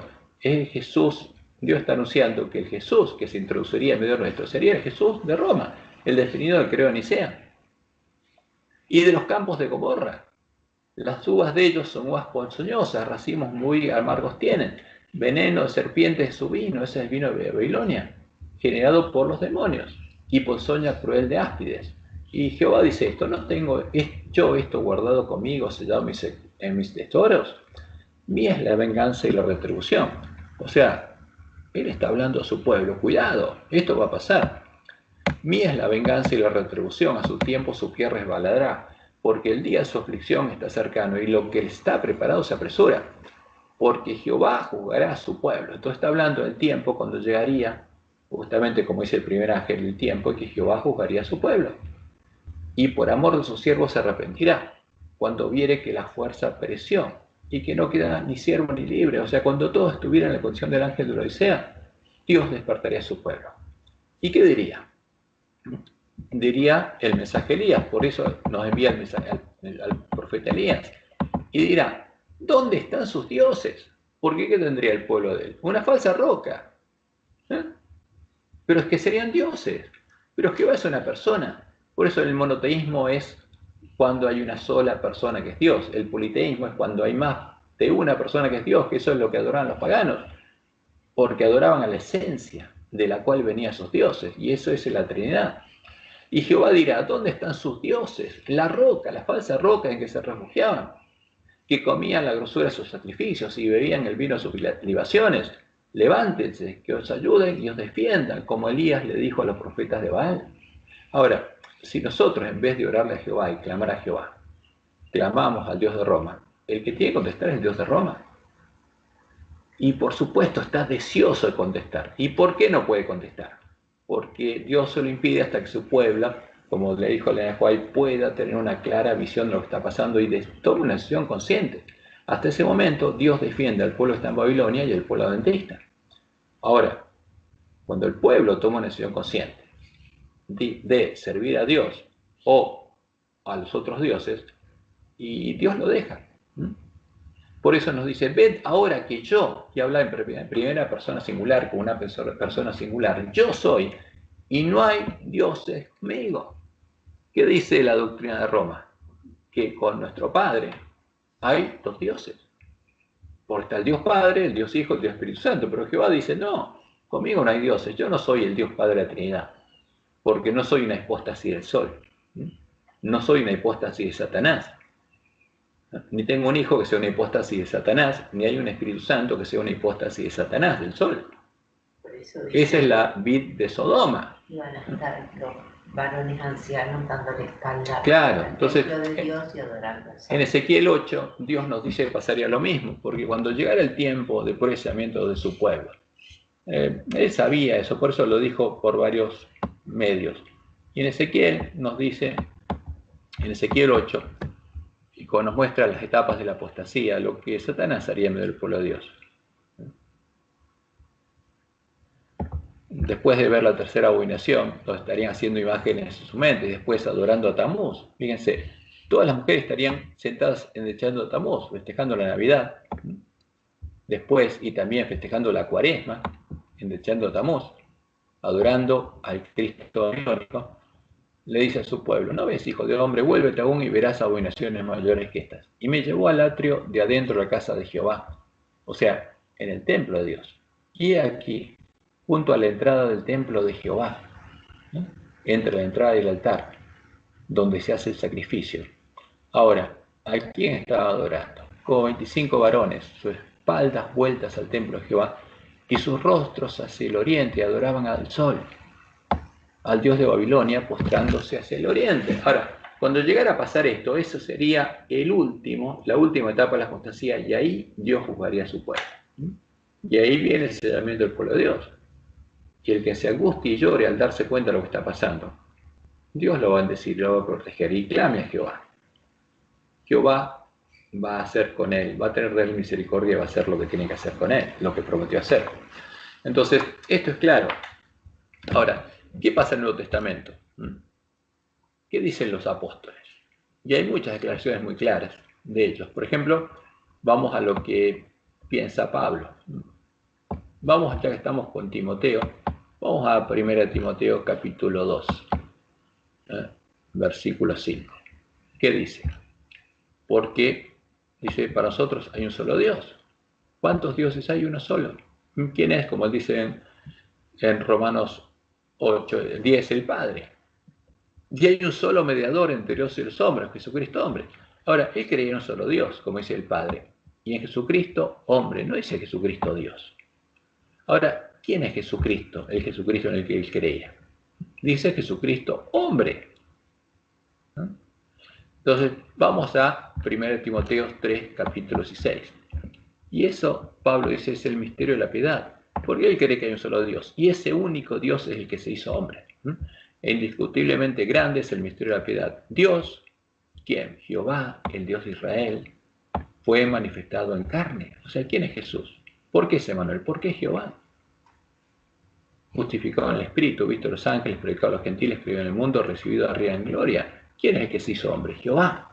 Ahora, y es muy claro, porque hablando de esencia, sustancia, todas las cosas le metió Roma, él es muy claro, ¿no?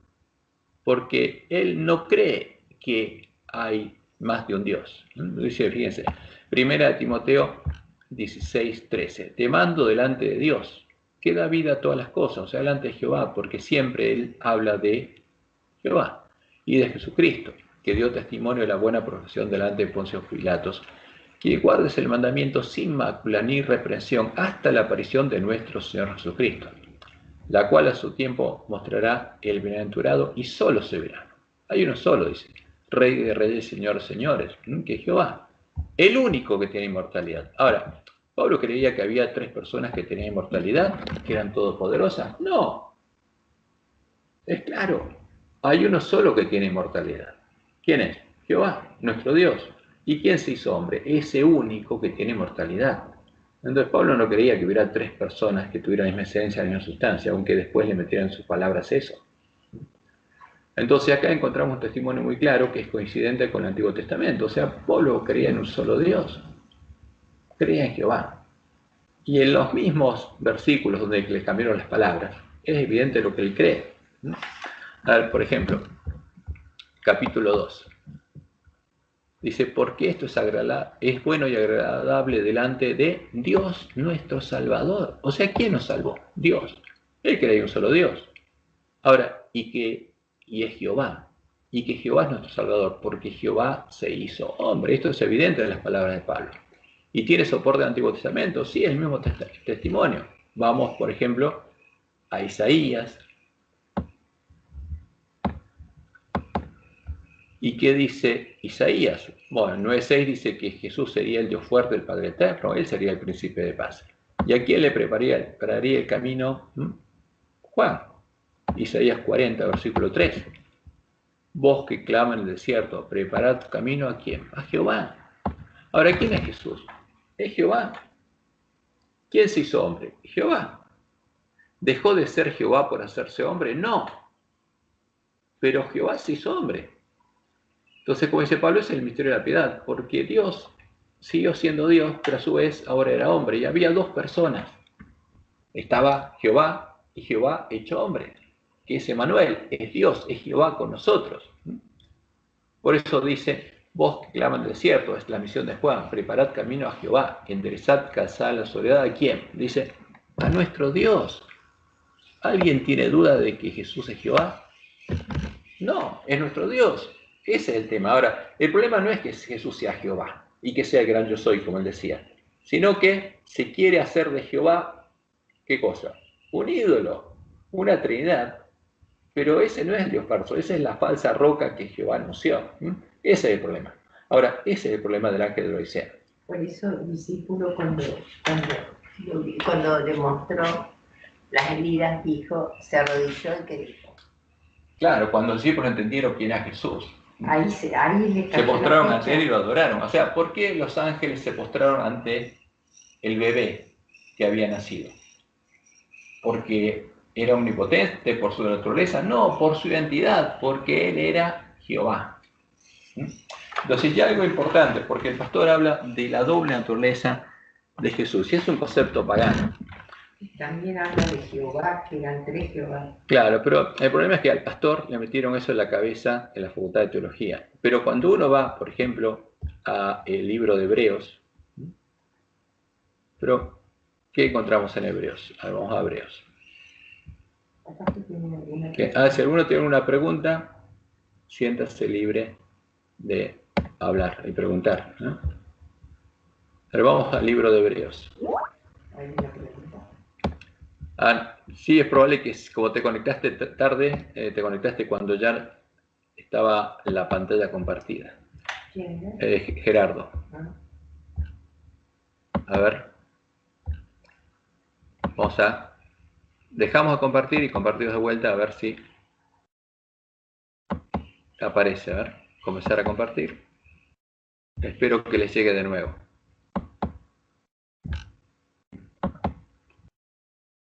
Pero lo importante es que, fíjense, nuestro pastor habla de la naturaleza divina humana de Jesús.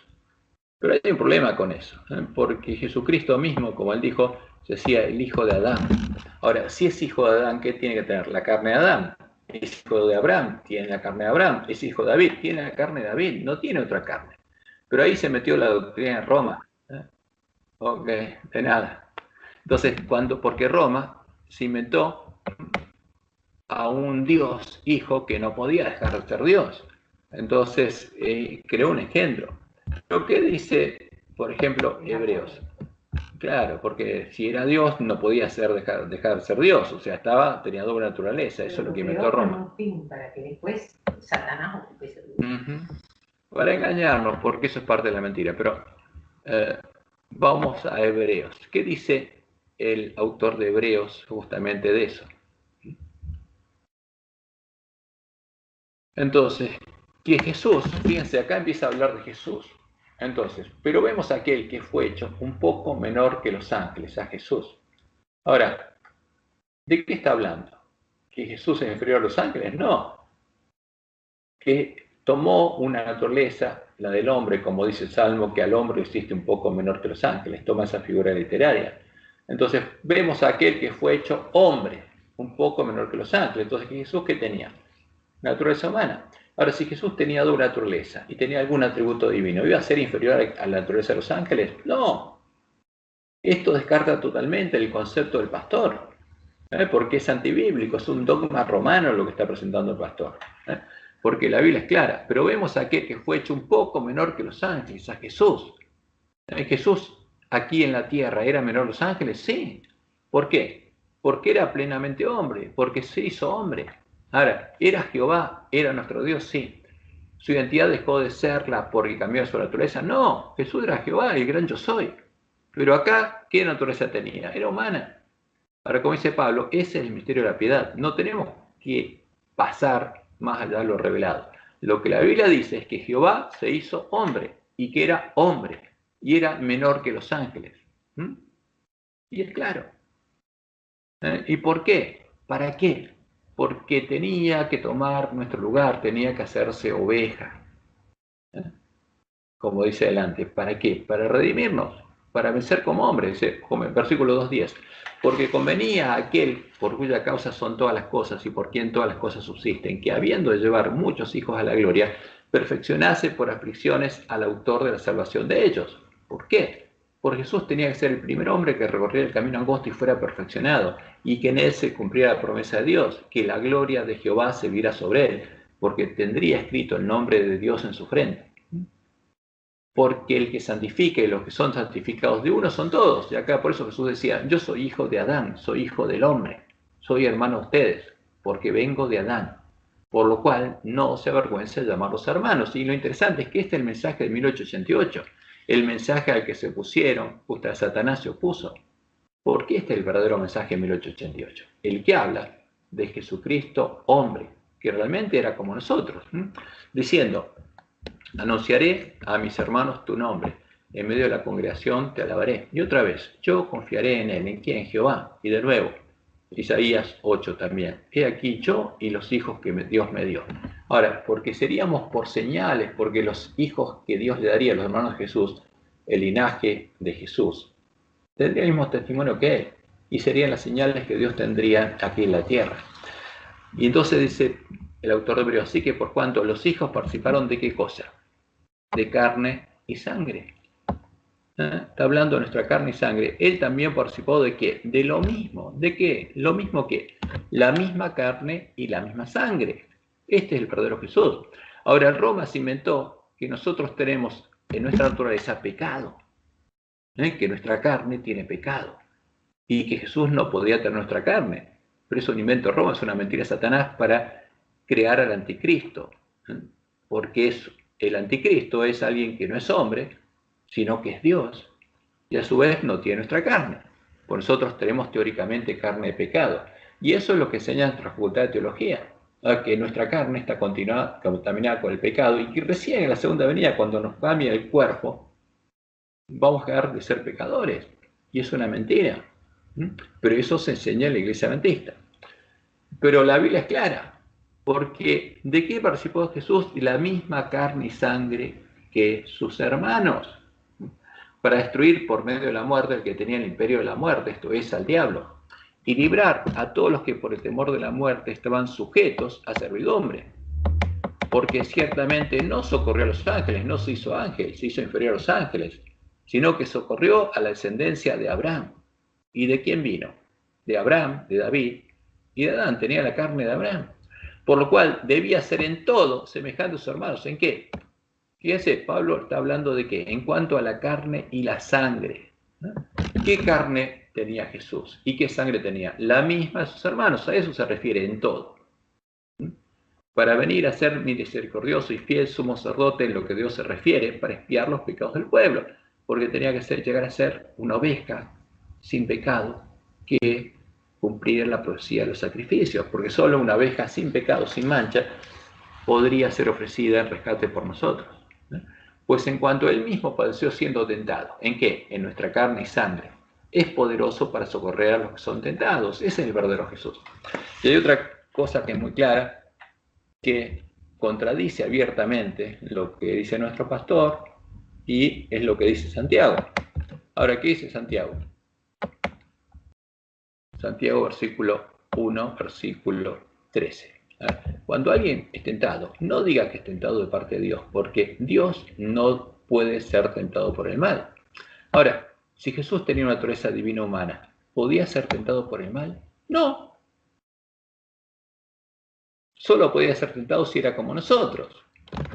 Entonces, el ídolo de Roma no puede ser tentado por el mal. Ahora, Dios no puede ser tentado. Pero si Jesús hubiera sido Dios, no hubiera sido inferior a los ángeles. Por eso la palabra de Dios es clara. El verdadero Jesús es el que presenta la Biblia. Primero, es Jehová. Jehová no tiene un Dios hijo, él no conoce a otro. Pero el verdadero Jesús es Jehová, porque Dios mismo se hizo carne, se hizo hombre, como dice Pablo, en 1 de Timoteo, capítulo 3, versículo 16. Y Dios mismo se hizo inferior a los ángeles, se hizo hombre. ¿Y qué tomó? La carne y sangre nuestra. Y no era divino humano. Se despojó de todos sus atributos divinos para ser tentado como nosotros. Ahora, hay una diferencia. Primero, no es un hombre común, porque su identidad siguió siendo la misma. Él es Jehová. Por eso su nombre es Jehová. El verdadero Jesús es Jehová, es nuestro Dios, es el Creador. Por eso los discípulos lo adoraban, porque era su Dios, no por su naturaleza, sino por su identidad, porque sabían que Jesús quién era. Era Jehová, el Dios de Israel. Hizo milagros. Claro, y él mismo dice, los milagros que hizo, no los hizo él, los hizo su Padre. El Padre que mora en mí, él hace las obras. Jesús no era clarividente, no era omnisapiente. No podía ver la mente de los hombres. Dios se lo manifestaba, como se lo manifestó a Pedro, cuando Ananías y Zafira mintieron. Entonces, lo importante es que entendamos cuál es el verdadero Jesús, porque como él dijo, esta es la vida eterna, que te conozca a ti, el único Dios verdadero. Entonces Jesús habló de su Padre, Jehová, como el único Dios verdadero, y a Jesucristo al que eras enviado. O sea, conocer al verdadero Dios y al verdadero Jesús es la única forma de ser salvos. Como él dice en Isaías 45, mirad a mí y sed salvos todos los términos de la tierra, porque yo soy Dios y no hay más. No hay más. Entonces, eso es importante, la ley del testimonio. Entonces, cuando uno lee el Nuevo Testamento, el Antiguo, y pone todo lo que la Biblia dice, es evidente cuál es la verdad y cuál es la mentira. Aunque en nuestra Biblia estén los versículos que, como Dios le mostró a Elena White, los sabios de Roma cambiaron para reflejar su doctrina. Pero si uno cree aún así, dice Jehová, que esa era la Biblia de la iglesia primitiva, porque la ley, los salmos y los profetas era la Biblia de la iglesia primitiva, hasta que aparecieron los primeros libros del Nuevo Testamento, entonces va a conocer la verdad, a la ley y al testimonio. Y lamentablemente, nuestra iglesia está en la condición que está, ¿por qué? Porque si le oramos a Baal, el que tiene que contestar es Baal.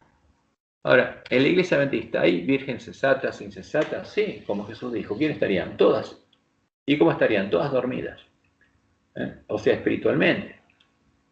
Pero si las vírgenes sensatas son sensatas, ¿qué pasa? ¿Por qué las oraciones de ellas no son contestadas? Porque Dios las protege, porque si sus oraciones fueran contestadas por el Dios al que está orando, serían hechas habitación de demonios, como Dios le mostró a Elena White en su visión del zarandeo. Entonces tenemos que tener mucho cuidado y tenemos que entender cuál es la palabra de Dios, porque hay un solo Dios verdadero. Y ese es nuestro Creador, ese es el llamado del mensaje de los tres ángeles, adorar a Jehová y creer en la palabra de Jehová, porque lo que Él reveló es para nuestra salvación. Entonces hay muchas cosas más que podemos ver, pero a ver, ya se nos hizo tarde, pero vamos a escuchar un poquito más al pastor. Si alguno tiene alguna pregunta, yo sé que para algunos esto es nuevo y es un shock, porque para todos, cuando uno se entera de algunas cosas, es un shock. Pero tenemos que creer a toda palabra que sale de la boca de Dios. Entonces, sigamos escuchando a nuestro pastor un poquito. El texto nos dice que en el principio, este principio es desde la eternidad, ya existía el verbo. Es decir, antes que las cosas empezaran a existir.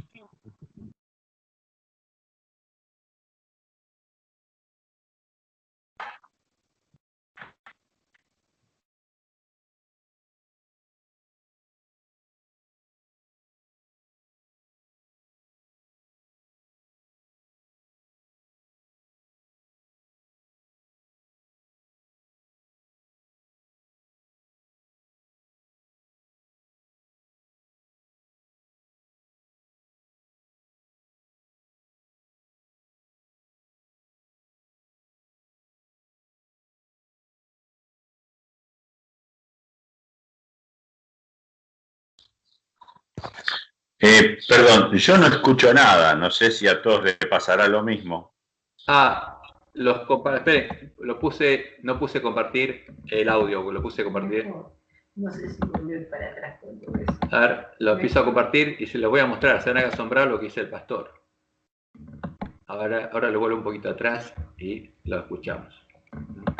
Y la grabación quedó porque queda lo que yo escucho, ustedes no lo escucharon, pero ahora volvemos un poquito atrás para que escuchen lo que dice el pastor. Creo que es 1 minuto más o menos. A ver, por ahí, supongo ahí. No es así, la Biblia no habla de esto.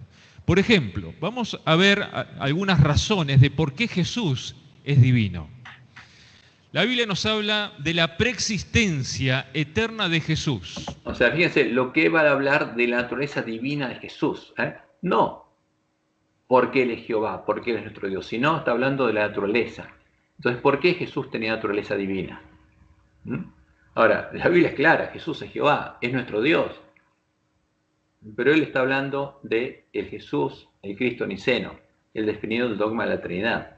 Que hay un Dios Padre y un Dios Hijo que es divino. Pero Jehová dice, no hay ninguno, no conozco a ninguno, no hay fuerte. No hay ninguno que tenga mi naturaleza. Y eso es claro, y Pablo da el mismo testimonio. Y hay un montón de lugares en el Nuevo Testamento que es muy claro el testimonio de los apóstoles. Pero él está usando los versículos que escribieron los sabios de Roma, que contradicen el Antiguo Testamento.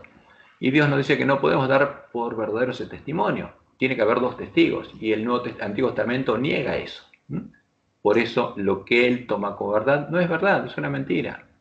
Y Roma misma da testimonio que ella introdujo esas palabras en la Biblia, porque ella definió el dogma de la Trinidad, de la existencia de esas 3 personas divinas, que son justamente hipóstasis de la misma sustancia, la misma esencia. La esencia divina que ella tomó de los paganos. El Evangelio de Juan, el capítulo 1, el verso 1 dice: en el principio ya existía el Verbo, y el Verbo estaba con Dios, y el Verbo era Dios. Este texto nos dice que en el principio, y este principio es desde la eternidad, ya existía el Verbo.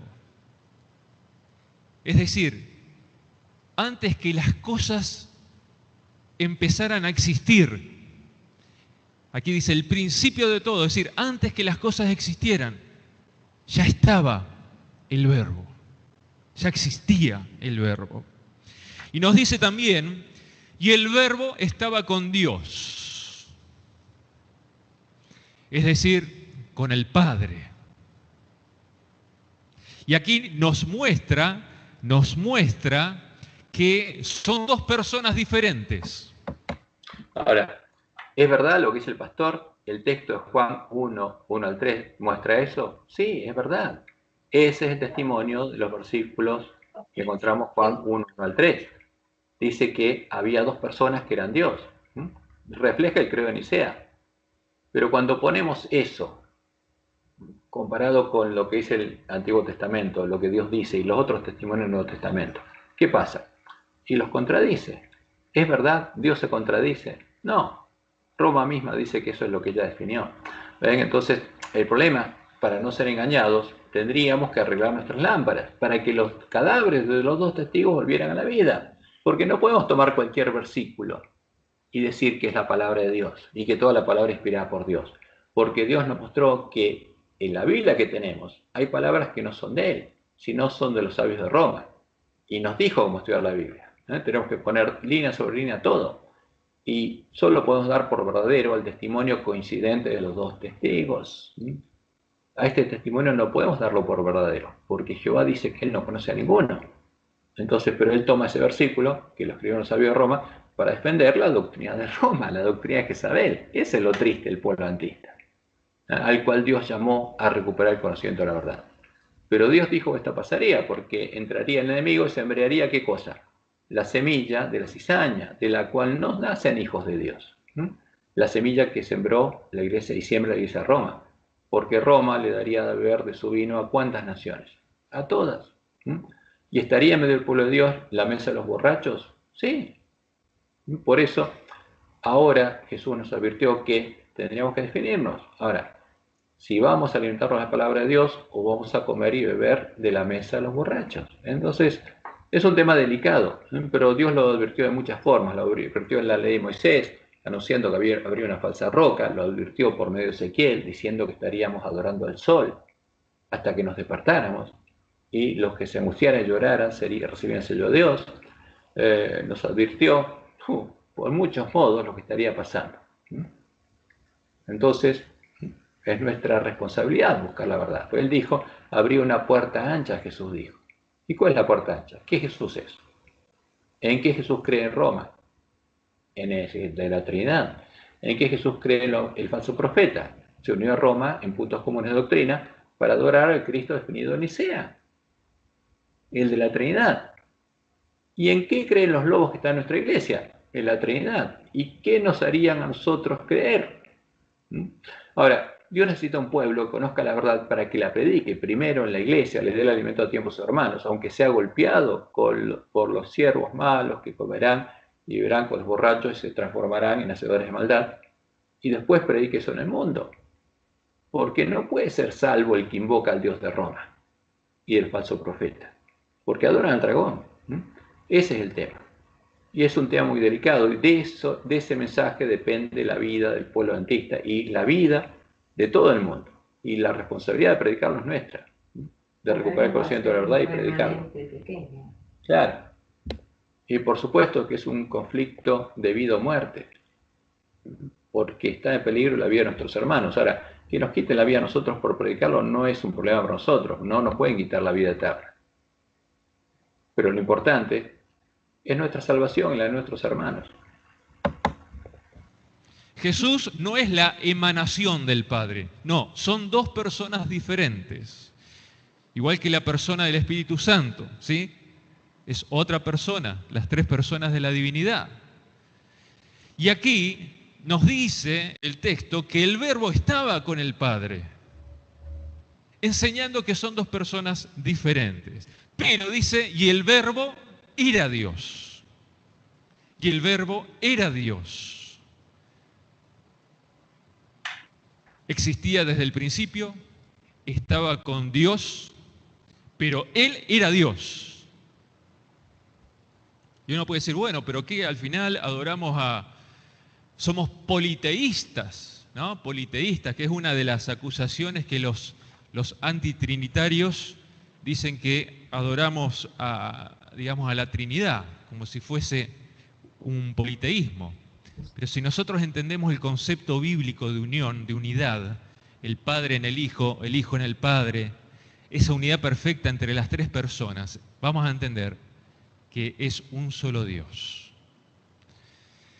Ahora, es interesante esto, porque Colosenses capítulo 1, el verso 17, dice que Jesús es antes de todas las cosas y todas las cosas en Él subsisten. Miqueas el capítulo 5, el verso 2 dice, sus salidas son desde el principio, desde los días de la eternidad.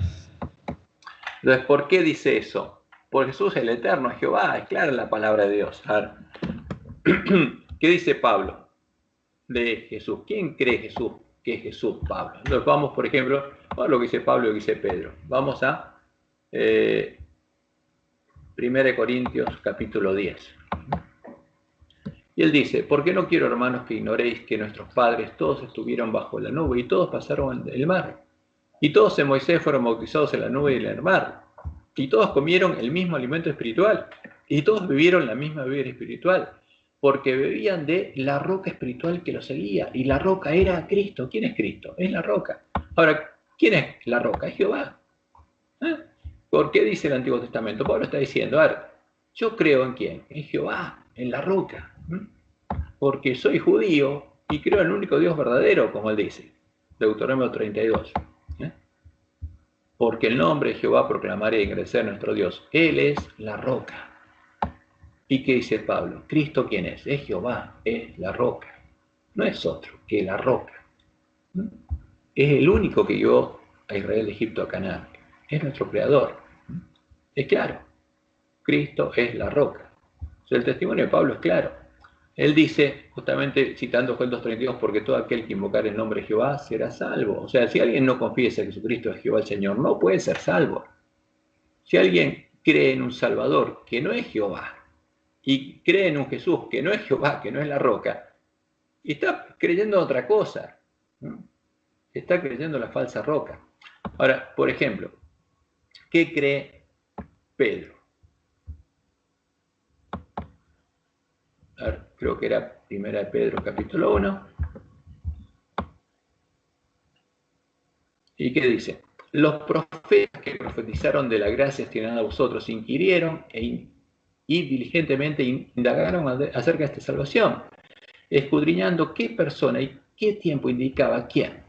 El Espíritu de Cristo que estaba en ellos. O sea, ¿eran profetas de quién? De Jehová. ¿Quién los guiaba? El Espíritu de Jehová el Señor. ¿Y qué está diciendo Pablo?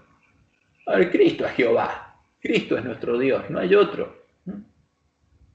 Ahora, el Espíritu de Cristo es el Espíritu de Jehová el Señor, porque Cristo es Jehová el Señor. Cristo se inspiró a los profetas.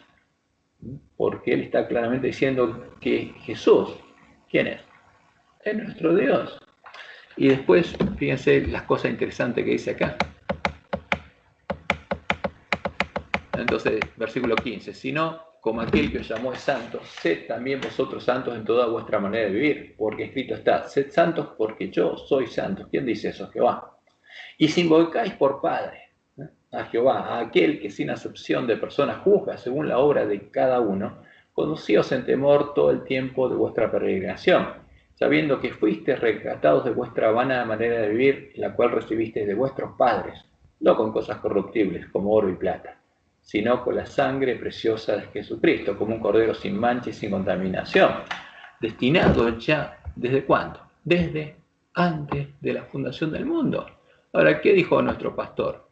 Tomando un texto que Dios nos dijo que no tenemos que tomar, que después de la caída se decidió el plan de redención y ahí Dios tomó la decisión. Eso no es bíblico, es antibíblico.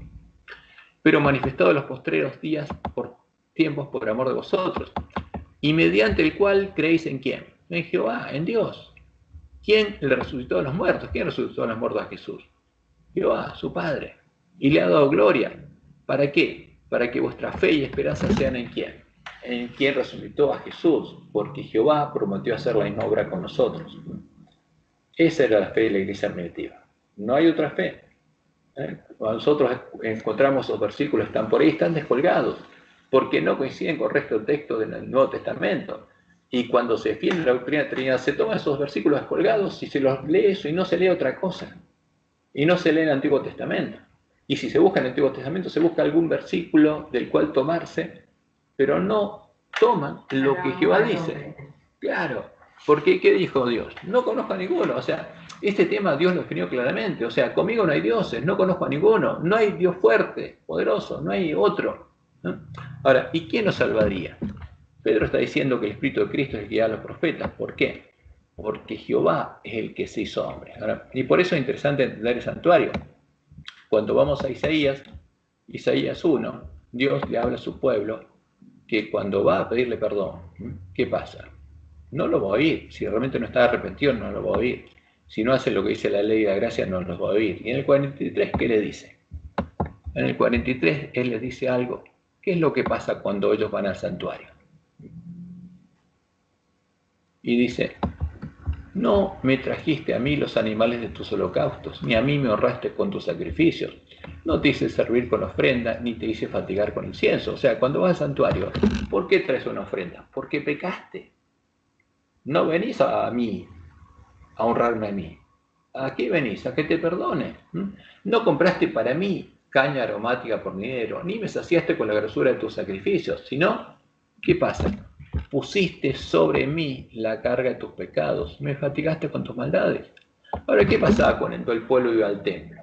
Su pecado era quitado de él. ¿Y quién lo perdonaba? Dios. Y él se hacía cargo de cargaba el pecado de sus hijos. Y él tenía que pagar. Porque dice, yo soy el que borro tus rebeliones por amor de mí mismo y no me acordaré más de tus pecados. Ahora, ¿y cómo pagaría?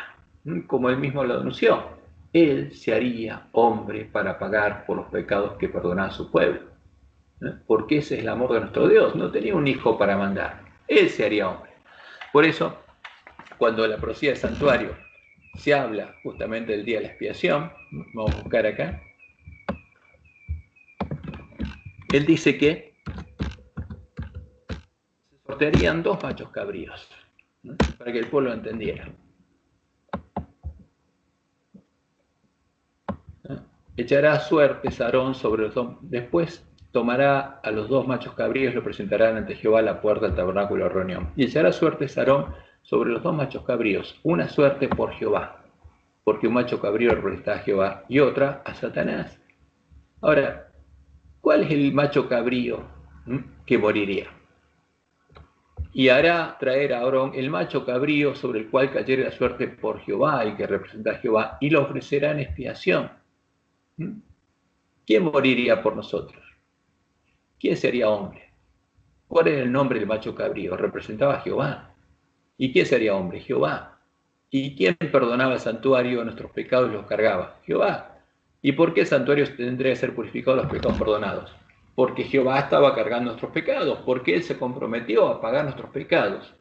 Y por eso le perdonó a Adán y Eva sus pecados, cuando le enseñó lo del corderito.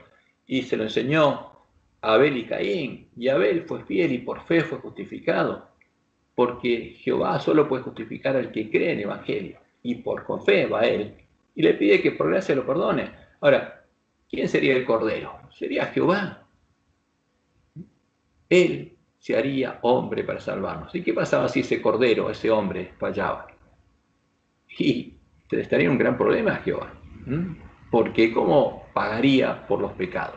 La única forma que tenía Jehová de pagar, como Él anunció, y simbólicamente representaba el santuario, es que el macho cabrío que lo representaba a Él, el Cordero, que sería Él, sería Emmanuel, Dios con nosotros, llegara a vencer, fuera un Cordero sin mancha y muriera en nuestro lugar, pagando nuestros pecados. Por eso, ese Cordero llegaría a ser la justicia de Dios, la justicia de Jehová, con la cual Él podría ser declarado justo, porque eso es lo que David entendía y lo dijo, ¿no? Y lo dice Isaías, que Jehová sería juzgado por todos los pecados perdonados. Y lo dice claramente Pablo en Romanos.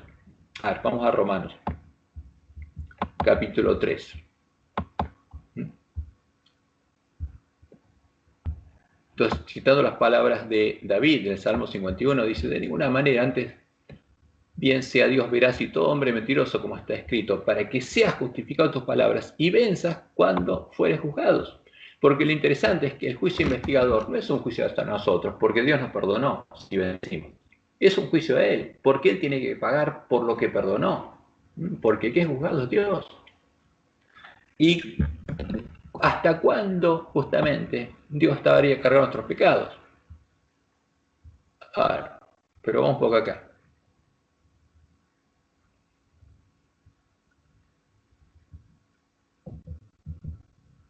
Entonces Romanos 3:21 dice Pablo: pero ahora, aparte de la ley, por la cual el pueblo de Dios era perdonado por la fe cuando iba a Dios y Dios cargaba sus pecados, se ha manifestado la justicia de Dios. ¿Por qué? Porque Dios perdonaba, pero ¿cómo el santuario iba a ser purificado? Tenía que ser manifestado el macho cabrío que representaba a Jehová, que tenía que morir.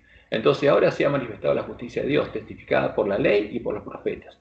La justicia de Dios por medio de la fe en Jesucristo, para todos los que creen en Él. Porque no hay diferencia, por cuanto todos pecaron y están destituidos de la gloria de Dios, siendo justificados gratuitamente por su gracia, mediante la redención que es en Cristo Jesús, a quien Dios puso como propiciación, o sea, porque Él es el Cordero de Dios, por medio de la fe en su sangre, para manifestar su justicia. Ahora, ¿qué tenía que manifestar Jehová? Su justicia. ¿Cuál era la justicia de Dios? El macho cabrío que moriría, porque con esa sangre recién el santuario puede ser purificado y Jehová puede ser declarado justo, a causa de haber pasado por alto en su paciencia los pecados pasados, porque Dios había perdonado. ¿Y cómo iba a ser declarado justo Dios?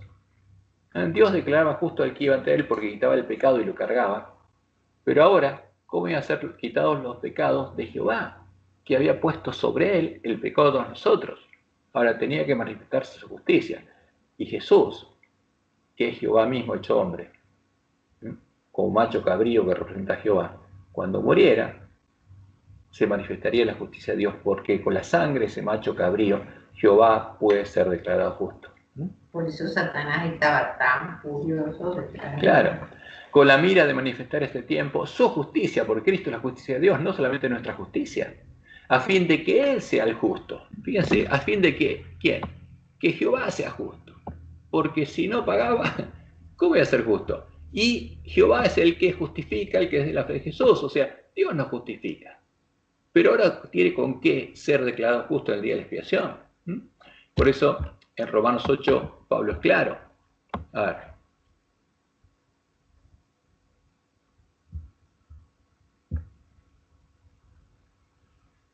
Fíjense, Romanos 8:33. ¿Quién acusará a los escogidos de Dios? Dios es el que justifica. Jesús nunca justifica a nadie. ¿Por qué?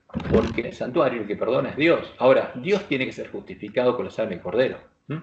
Pero Dios justifica al que tiene fe en su Cordero, en el Cordero de Dios, en Cristo. Pero el que justifica es Dios. Ahora, ¿quién es el que condenará a ese Pablo? Cristo es el que murió, más aún el que también resucitó, el que además está a la diestra de Dios, el que también intercede por nosotros. Pero los lobitos enseñan que Jesús perdona, pero no es así. En el santuario el único que perdona es Dios, y Jesús es nuestro sacerdote, que intercede por nosotros ante Dios. Ese es el tema. Entonces, el conocimiento de los apóstoles es muy claro. Por ejemplo, Juan 1:1. ¿Qué pasa ahí? Dice Juan en 1 Juan, capítulo 1, versículo 8. Si decimos que no tenemos pecado, nos engañamos a nosotros mismos y la verdad no está en nosotros. Ahora, si confesamos nuestros pecados, porque eso es importante. ¿Siguió existiendo el continuo? Sí. Pero ahora, ¿cómo? Ahora ya no hay sacerdotes humanos y no necesitamos corderos, porque Jesús murió por nosotros y Dios cargó nuestro pecado en Él. Tenemos que confiar en la sangre del Cordero y que Jesús es nuestro sacerdote. Ahora, si confesamos ante Dios, como Jesús nos enseñó a nuestro Padre, y confesamos nuestros pecados a nuestro Padre, Él es fiel y justo para perdonar nuestros pecados y limpiarnos de toda maldad, porque nos va a perdonar y además a los hijos de Él, a los que nacieron en el reino de Dios, los tiene que limpiar para transformarnos en imagen de Jesús. Si decimos que no hemos pecado, le hacemos al mentiroso y su palabra no está en nosotros. Y eso es lo importante, porque como dice Dios, es la promesa y lo reconoce Pablo y todos los apóstoles, el objetivo del Evangelio es restaurarnos a la imagen de Dios, para que seamos como Jesús, el primogénito entre muchos hermanos.